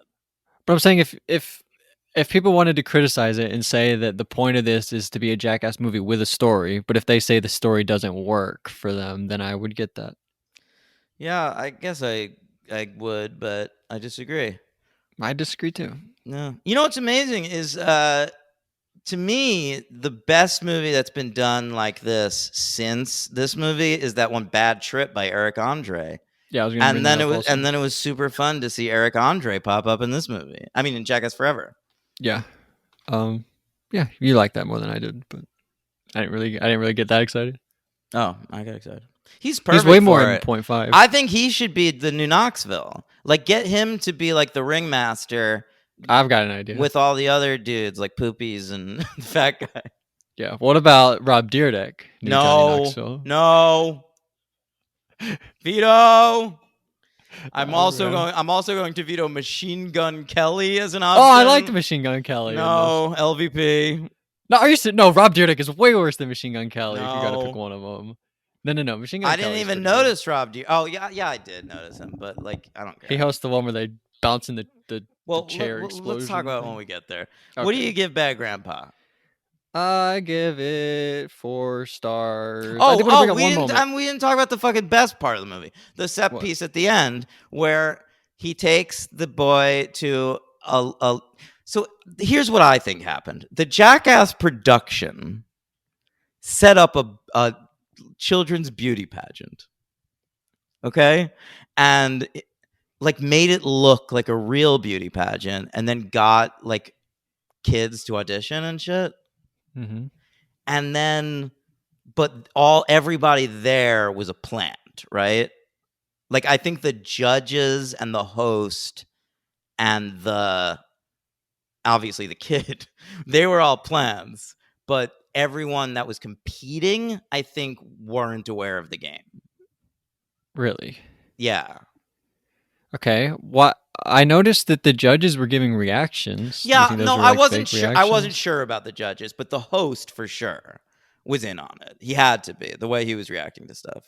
All right. I believe that. That's definitely possible. Because I also believed in that in the fourth one, there's that yard sale when Dave goes back to that toilet and he poops in the toilet. That's also like a yard sale that they put together, right? It has to be because the toilet flushes weirdly, like it overflows, and like it's supposed to be this really insane thing that could never actually happen. Yeah, and it blows up. Yeah. And that makes sense because anybody would show up to a yard sale. Like if you put a yard sale, people are going to show up to that. I'll show up. Yeah, everyone will show up. I'm probably there right now if you're having a yard sale. So that scene's incredible, and it culminates in him, the little boy, doing a striptease to Cherry Pie by Warrant, wearing a bra, and Johnny Knoxville making it rain on him with $100 bills. Yeah, that was a great moment. And it's everything you want from a movie. And the one single clap at the very end, after he gets done, the one little Because the announcer, that's because the host, who I think is in on it, says, "Let's hear it for her," and says her name, and one person falls for it and goes for the clap, but everyone else is just horrified, which they should be, Yeah. But it's so in memory of Ryan Dunn. I noticed that in memory of Ryan Dunn. I love this movie. This is my favorite Jackass movie. Yeah, it's fair. I love it. I give it a 4. All right, me too. MVP Johnny Knoxville. LVP, I'm gonna go with that dad. What dad? who's like, yeah, that's my meal ticket. That's my $600 a month. Oh, no, that's not bad. Yeah, I'll agree with you. You gotta on pick these. somebody. Yeah. Yeah. All right. Well, good. It's not the kid. The kid's good. Kid's great. Yeah. I mean, if you're not going to give Knoxville MVP, then he's MVP. He's certainly not in the running for L. But Knoxville's MVP. You can't give the kid the MVP. I think you can. What? I really think you can. I don't think so. Because think about value. Like, we know the value Johnny Knoxville brings. But this movie could have gone wrong. If this movie had MVP?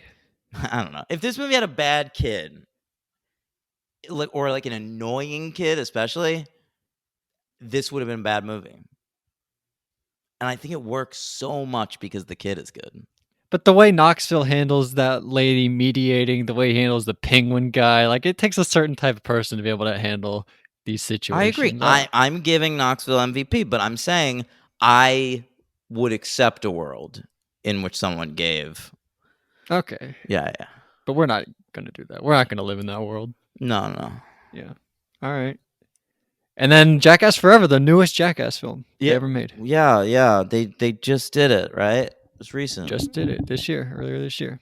All right, let's talk about Jackass Forever with a heart instead of a V. What? Really? Yeah, that's its logo has a heart instead of a V in Forever. I didn't know that. Yeah. For a harder. All right. I have a question. What's better, this or Wakanda Forever? Now that you've seen this. This. Yeah, that's what I thought. I mean, like, without even thinking for a single second. Yeah.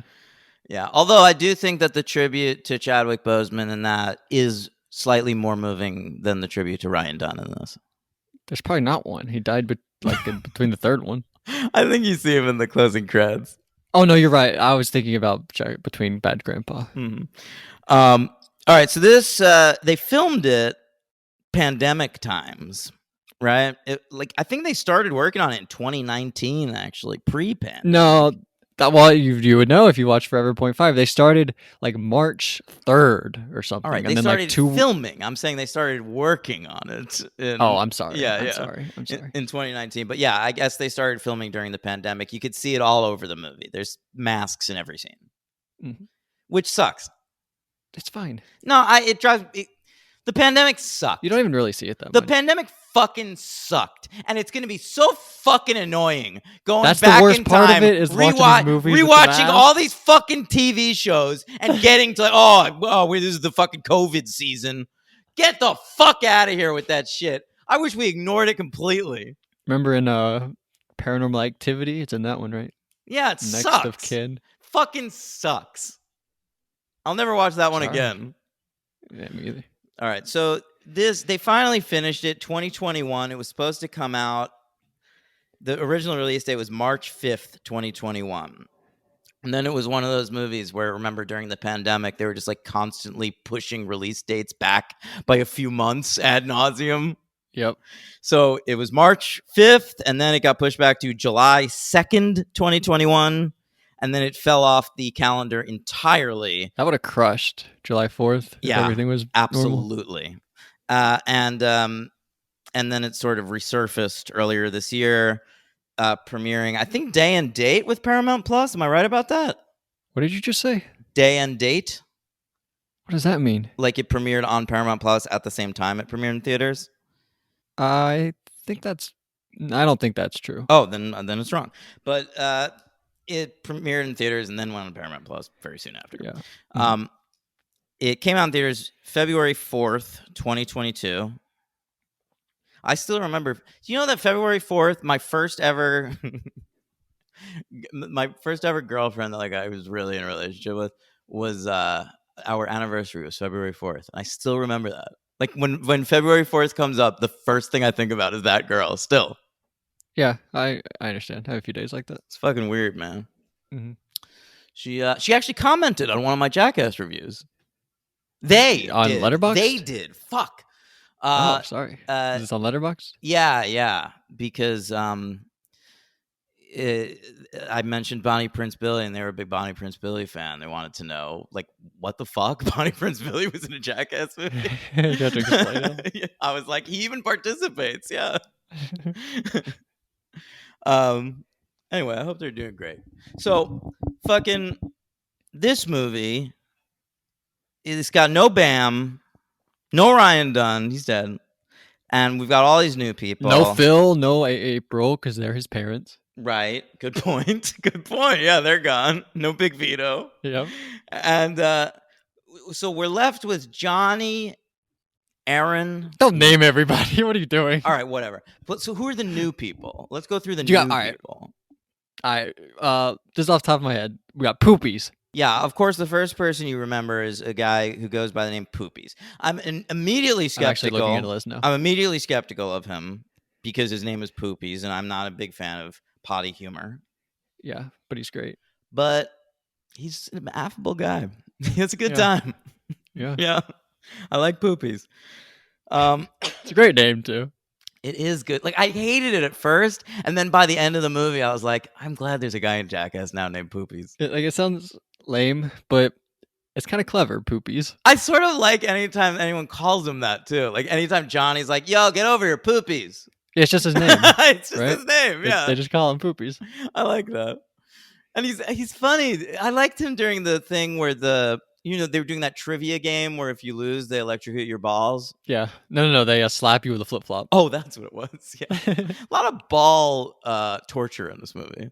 Yes. Mm-hmm. I wasn't that into it, but at the same Really? time, I found it very funny. What about the where Preston's balls are through the thing and they do the slow mo punching the thing that punches him in the balls the whole It time? looked so painful. And Tremaine's like, we gotta get another take. We gotta do it twice. Yeah. Is that a 0.5? I don't even remember. I don't think so. No, that was in the real movie. Yeah. Preston is hilarious. The part where they're about to shoot a scene, they don't even shoot it because Preston shits the thing that he's in. Again, but I hate that. No, it's so funny. Stop. There's too much shitting in these movies. No, but it's hilarious. Somebody poop themselves before they film something. Stop. You have to Stop that. pooping yourselves. Poop before the thing. It's not common though. I've never pooped myself as an adult. That's why it's funny. Relate to this. That's why it's funny. It doesn't happen a lot. I guess it seems to happen constantly to them. Not on accident. This is an accident. All right. So who else is there besides Poopies? Poopies. We've got the Rachel Wolfson. Yeah, I liked her. Yeah, she was good. She had she was getting zapped in the mouth and the scorpion, and she didn't even seem like it hurt all that much. Well, I think she's just like game, man. Like it just seems like she's cool for anything. Like I'm curious what's gonna happen. Let's do it. Yeah, all of these people are. I would be too if they wanted to put me in Jackass 5. I would definitely be in Jackass 5. I wonder how they found her too. She's like a stand-up. I read, which doesn't seem like some that would lend itself particularly well to this. But Knoxville said he followed her on Instagram, and he liked her stand-up videos. Newly single Johnny Knoxville out on the prowl. Yeah, that's what I thought. All right, who else we got? All right, we've got Zach Holmes. He's like the new fat kid. He's a guy I've heard of, actually. Yeah, it's kind of like a cool name that I feel like I've heard. Yeah, Zach Holmes. But I don't know much about him. But I gotta say, I think he's a better fat guy than previous fat guy. What? That's stupid. Come on. No, Preston is. But amazing. He's such a great visual. This fat guy with all those tattoos. He's got a big Jackass tattoo on his chest, which is amazing. Yeah, that was good. Somebody else had a tattoo. I think it was Machine Gun Kelly had a little Jackass tattoo. They showed like 3 different ones. Yeah, it's wild. All big fans. Yeah. So yeah, I mean that was wild. I like that guy. I'm a fan of him. He's one of my. Yeah. I think my 2 favorites were him and the woman. Rachel, is that her name? Rachel, yep. Yeah. Jasper, we got him and his dad. I knew Jasper. His dad, Dark Shark. I recognize Jasper because he's one of the founding members of Odd Future, and I was really into them back when they were first coming up. And I knew Jasper particularly from his guest verse in the classic Tyler the Creator song "Bitch Suck Dick." Whoa, and Tyler the Creator's in this movie. Yes, I wonder if he coerced him into coming on. No, I'm sure He probably would have done it anyway. No, yeah, I'm sure like Tyler the Creator heard that his friend was going to be in a Jackass movie and was like, let me come. Yeah, that's awesome. And Tyler was very funny, I thought. I thought he was the best guest. Tyler's hilarious. Like Tyler is the funniest man in rap. Do you think so? I really believe that, yeah. Better than Drake. He's very funny. Drake is not funny. All the messages he sends to underage Please girls. stop. That's hilarious. Yeah, I know. I know. He's got to get caught out for that eventually, right? Yeah, I don't understand that how it dude doesn't fucks happen. 16-year-olds constantly. I think like when Millie Bobby Brown is 22, she's gonna like get enough courage to be to like, say, Drake. I fucked Drake psycho. when I was 14 years old. Yeah, when it was legit season 1 of Stranger Things. Season 3, probably. Well, whatever. Yeah. So how do we get on Drake? Oh, Tyler the Creator. Yeah, I think like Tyler the Creator is a good, not great rapper, but I think that his career is gonna have huge longevity just because he's funny. He's a creator. He's not a rapper anyway. That's a good point. Yeah, that's wide open. He can move into any arena. It's actually very smart. Yeah. Yeah. Forward thinking for his career. Way better than calling yourself Chance the Rapper, right? That kind of pigeonhole. Oh, yeah, you're right about that. Yeah, he did the reverse of that. Yeah. Do you like Jasper's dad? We saw him do a few things. Dark Shark. Yeah, he's an ex-con. I don't know what he was in prison for, but apparently he's allowed to be in this, but Bam isn't. And I thought he was fun. I liked the thing with the spider. That was great. Yeah. That was another Aaron thing. Aaron got bit by that spider. Yeah, there's a lot of spider stuff in this movie. That was so funny. Aaron getting bit by the spider, by the way, I didn't even tell you this. You know, you wouldn't think there'd be any awards yet for this movie because the year's not over yet, but MTV, they do their awards in the summer. Yeah. So I'll have you know that Aaron won the award for Best Kiss at this year's MTV Movie Awards. With the spider? For his kiss with the spider. Wow. I think, that didn't really count. He didn't kiss it. It bit his nipple. Wait. You're talking about Poopies? Maybe that is what I'm thinking of. Poopies kissed that snake. The snake. It is the snake thing. I'm so sorry. I got that wrong. That was great. I like that. So Poopies is the owner of a golden popcorn. Is that what they do? Golden popcorn? It's like a golden... Do they slime you still? I think that's the Kids' Choice Awards. Oh, that is the Kids' Choice. I'm stupid. Sorry. KCA. It's KCA for you. Knoxville, by the way, was also nominated for Best Comedic Performance. He lost to Ryan Reynolds in Free Guy. And I don't understand why anyone would give Ryan Reynolds an award for not Deadpool. Because they see him as Deadpool and they get excited. But he's just Deadpool in that. Like, I saw Free Guy. But people love it. What if Deadpool was a non-playable character in a video game? Yeah, and people eat that up. I guess. By the way, the Poopies won Best Kiss at this. Do you want to hear the other nominations? Because they're like actual kisses. Yeah. Hunter Schafer kissing that fucking dude who wouldn't stop singing that song in the finale of Euphoria. They do mixed with shows on that? Yeah, they've started to. It's the Movie and TV Awards now. Okay. Yeah. So, I mean, that was like an emotional kiss. And meaningful. But that guy sucked. But she's great. Really? What else is she doing? Hunter Schafer? Yeah, she other stuff? It doesn't matter. I think she's amazing on Euphoria. Like, she's had, like, her, like, spotlight episodes, I think, have been, like, the best episodes. I don't know. I find her kind of annoying. The character, not her. All right, fuck off. I don't like those episodes. Anyway, what? Get out She's of here. annoying. That character annoys me. You just don't like her because she... I like Nate. You like... Yeah, fucking... That makes a lot of sense, Logan. No, I think you just really like Rue and she's hurt Rue too much for you. Yeah, that's probably true. Yeah, I think that bothers you. I like when that kid got killed in that bathtub. Remember that? Oh, yeah, that was awesome. Guy's little brother. Yeah. That's crazy. Watch Euphoria, guys. That show's good. And then the other nominations that Poopies beat were Zoe Kravitz kissing Robert Pattinson at the end of The Batman. All right, that's fair. And Zendaya kissing Tom Holland in Spider-Man No Way Home. Wow, that's a real couple. Yeah, and that was the winner for Best Movie at the awards. So, wow, makes sense. I mean, a big win from Jackass Forever here. Yeah, absolutely. Not as good as the Best Makeup Oscar, I would say. Yeah, yeah, you're right. So, this movie had a $10 million budget, the least of any of the Jackass movies. Really? Yeah. Wow. It seems crazy to me. And don't even worry about it. Even with like streaming really quickly, it made $80.3 million at the box office. Big hit. It came in at number 29. And it came out February 4th. Like the box office was still like coming back. The first movie I saw in theaters back from pandemic was Scream. And that I think was like 2 weeks before this. Yes. You didn't see Spider-Man? I saw Scream and Spider-Man at the same time. Oh, okay. Yeah.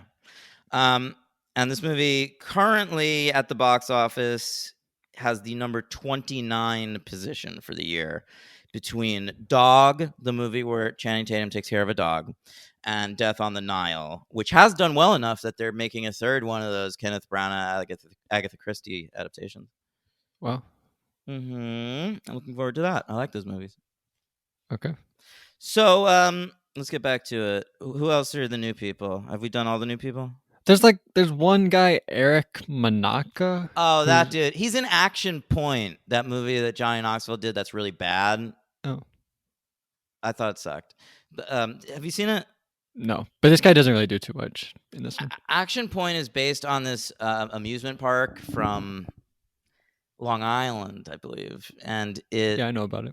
It's like there's a documentary about it called Class Action Park because it's the most dangerous fucking water park in the world or something. And so Johnny Knoxville made a movie about that park, and in the movie they do a lot of stunts, you know. Yeah. It's sort of going for like a Bad Grandpa vibe, but it doesn't work. Okay. But that's where this dude comes from. Anyway. All right, let's get into it. Yeah, so we've already talked about probably the best one. My favorite one was the Silence of the Lambs, and we didn't talk about it. We just said it was the best one. Like, say what it is. Well, they trick them, right? They make them think that they're doing a different bit, and then they just lock them in a room and just torture them, basically. Yeah, there's a lot of bits in these where they that are misdirects, which I appreciate. This is one, and there's also another one where finale. No, I'm thinking of, was it this one with the pig semen? Yes.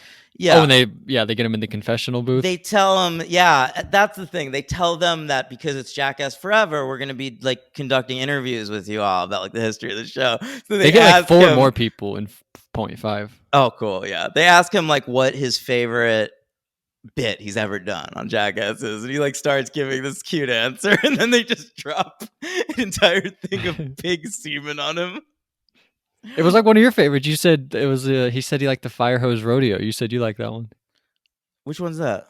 It's the one he did in Jackass 2, where he's just on a fire hose. It's going crazy, and then he lands on his ass, and he's like bleeding. I do like that one. Yeah.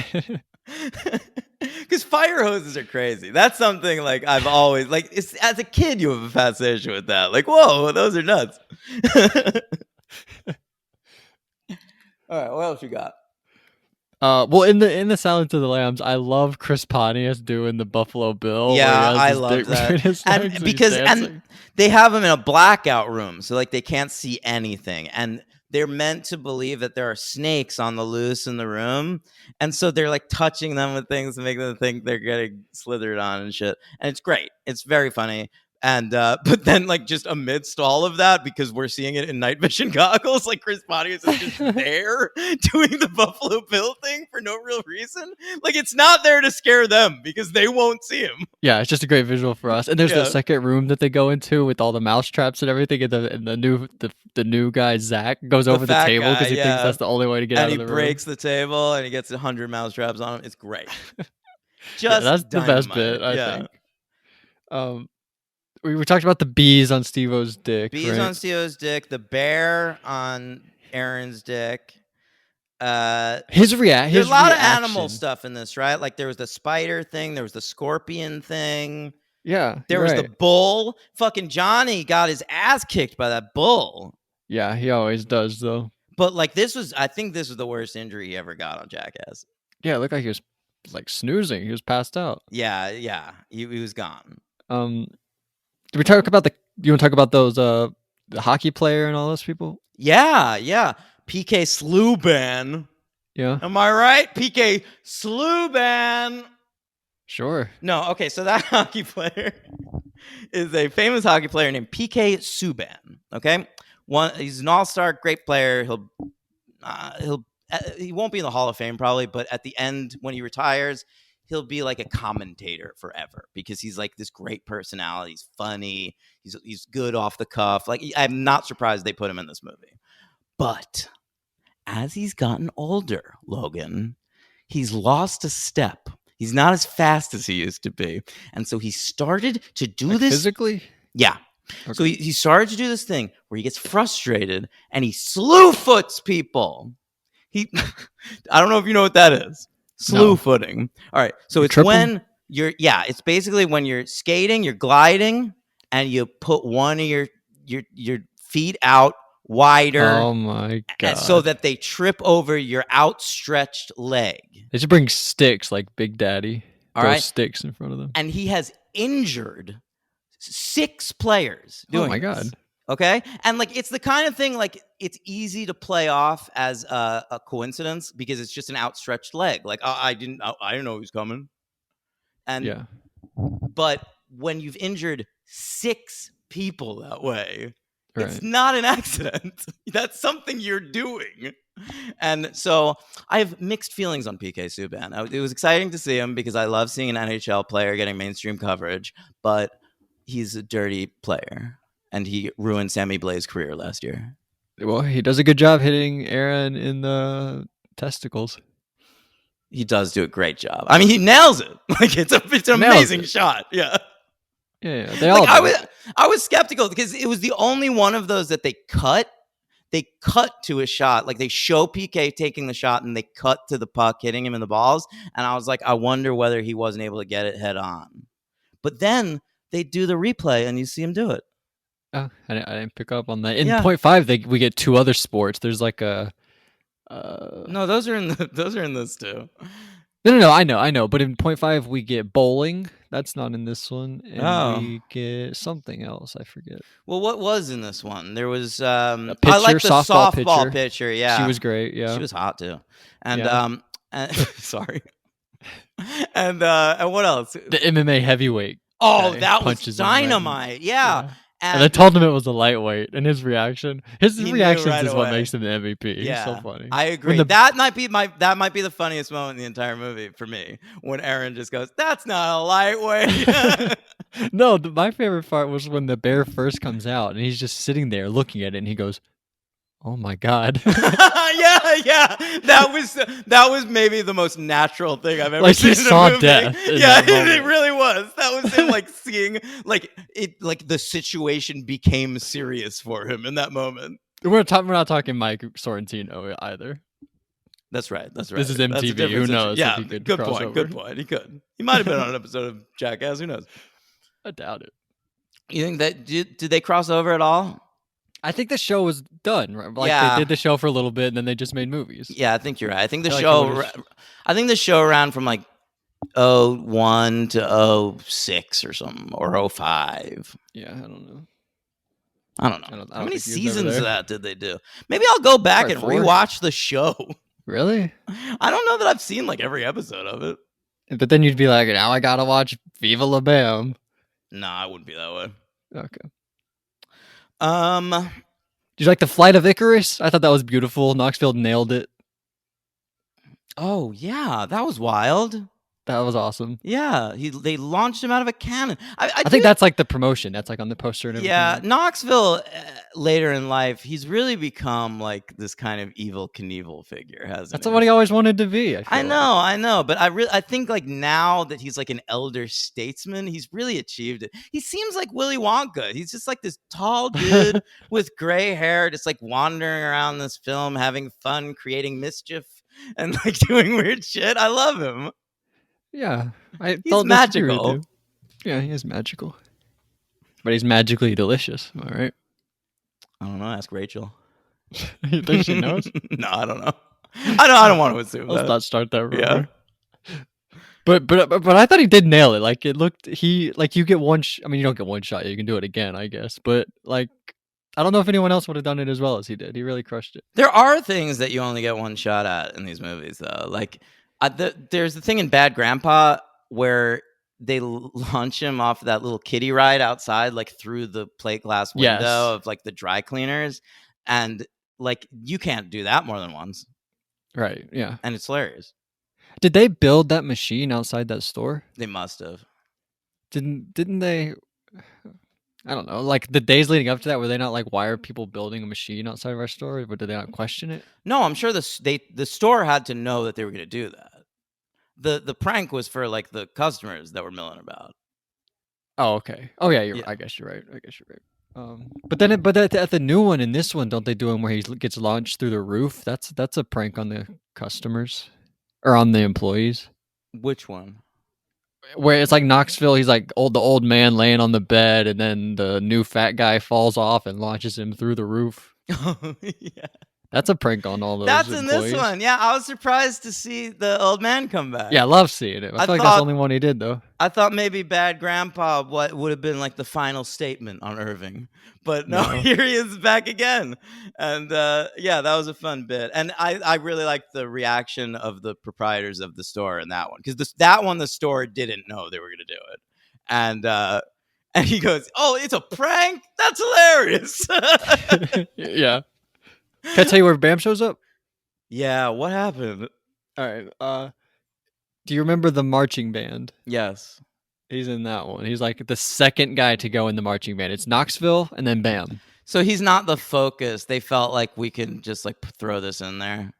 I guess so. Does he get paid for that? I wonder what the situation is about all that.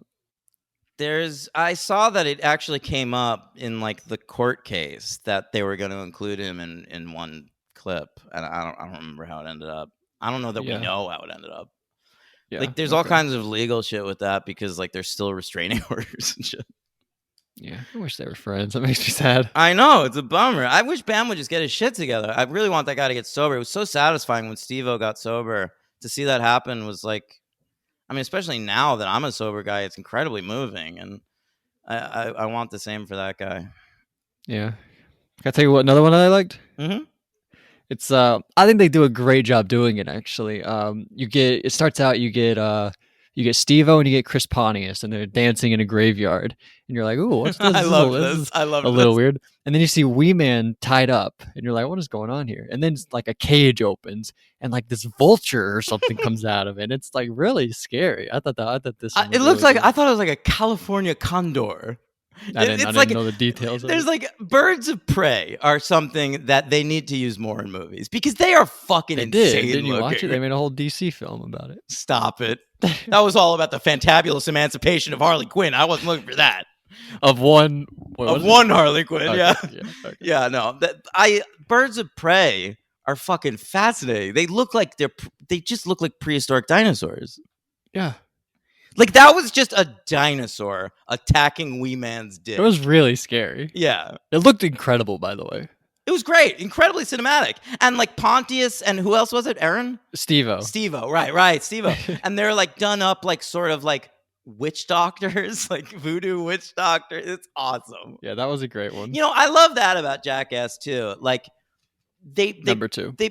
Yeah, they put a lot of joy into it, like the costumes and stuff. They don't just like show up wearing like t-shirts and shit. Like there's a lot of showmanship. No, this is their art. This yeah. They treat this very professionally. This is what they do. They for real. Yeah. Like at the end of the movies when they do that, like Jackass, the thing they used to show at the beginning of the show, which is like these were done by professionals. I remember like as a kid watching that, going like that. I just thought it was like legal jargon.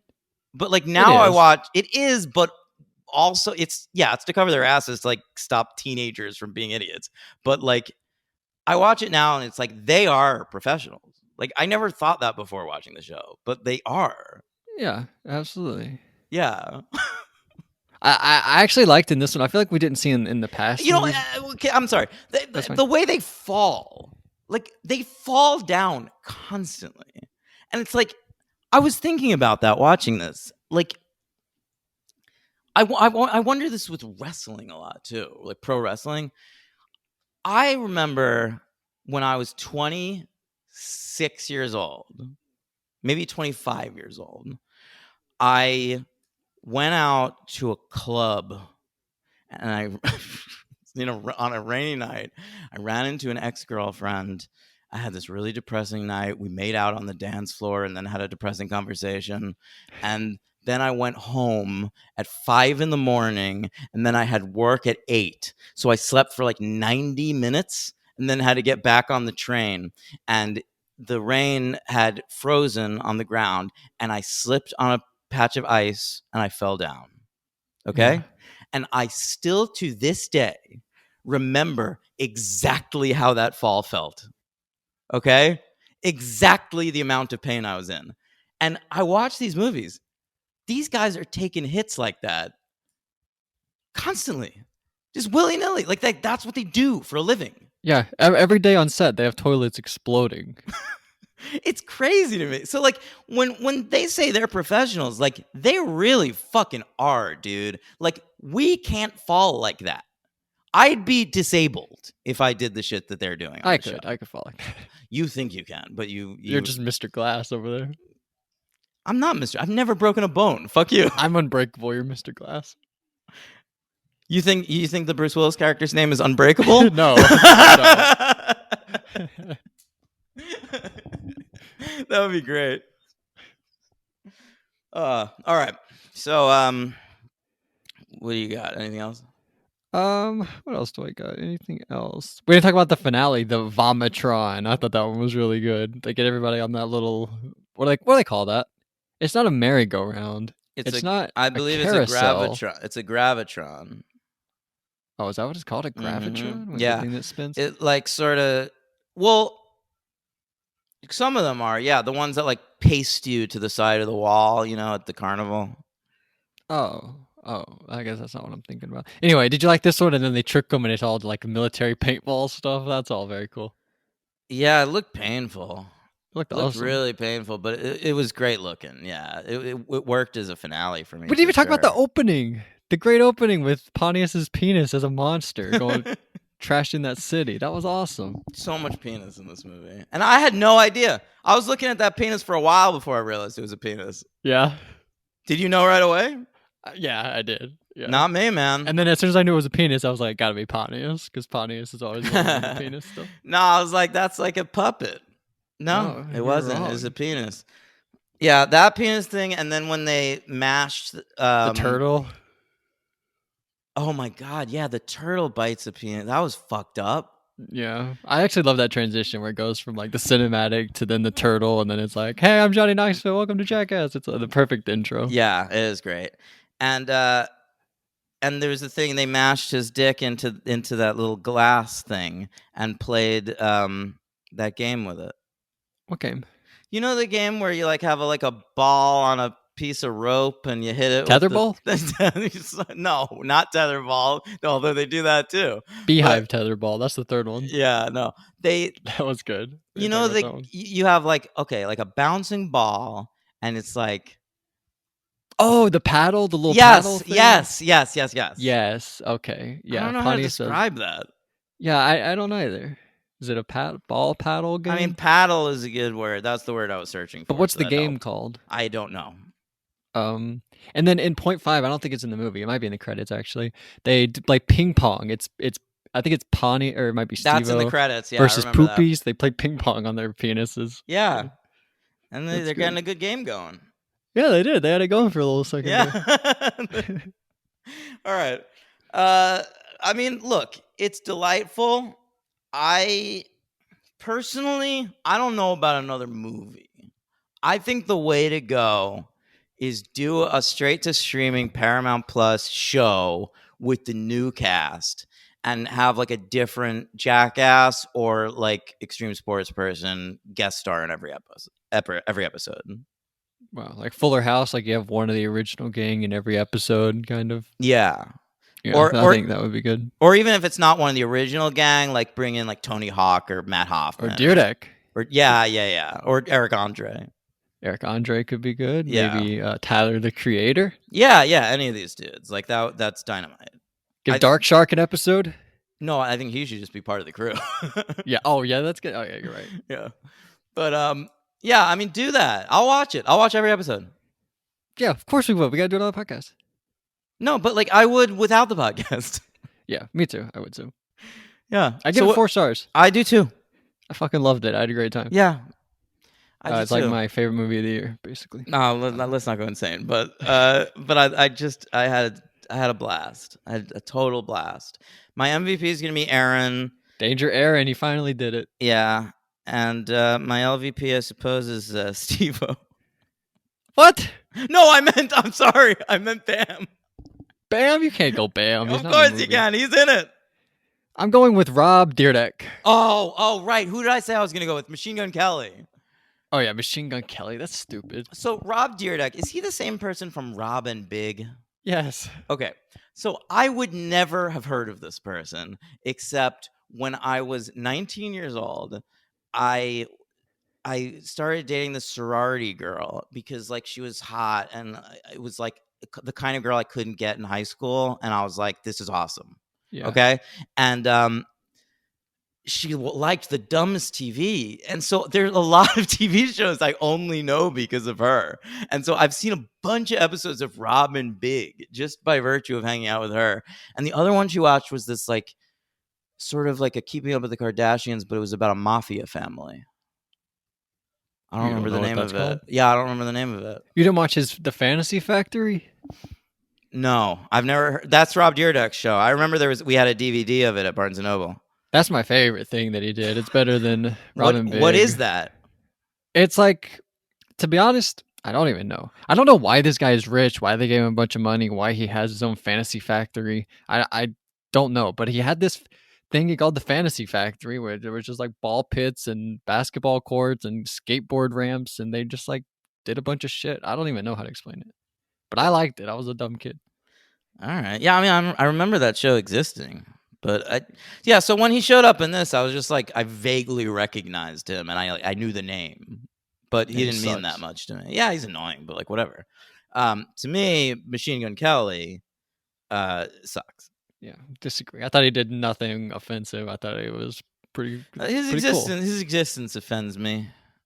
Look at like the body language when they're introducing Machine Gun Kelly. They look way happier with Machine Gun Kelly than they do with Rob Dyrdek. I agree, and it disappointed me. It was like, my whole thing is like, I think Johnny Knoxville is a perfect human being now, and I think he should get Betty White treatment.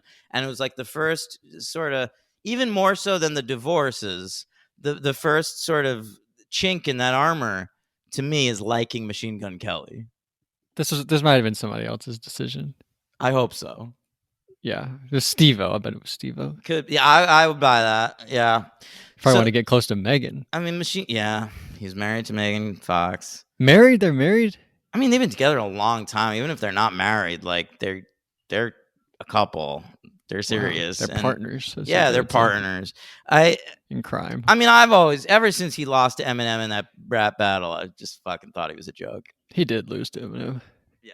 I mean, he comes out as the new white rapper, like, I'm the new guy. My name is Machine Gun Kelly, which at the start of his career was meant to mean like he's like a rapid fire rapper. And shit. Remember Macklemore? That guy was cool for a second. Yeah. Macklemore's better than Machine Gun Kelly. We got thrift shop, thrift store. He had like one other one, right? Yeah, I think so. Yeah, like the ceiling can. Is that him? What? I don't think so. I think that's him. I don't think so. The ceiling can hold us. That's not him? Whatever you're doing right now does not sound like him. Well, whatever.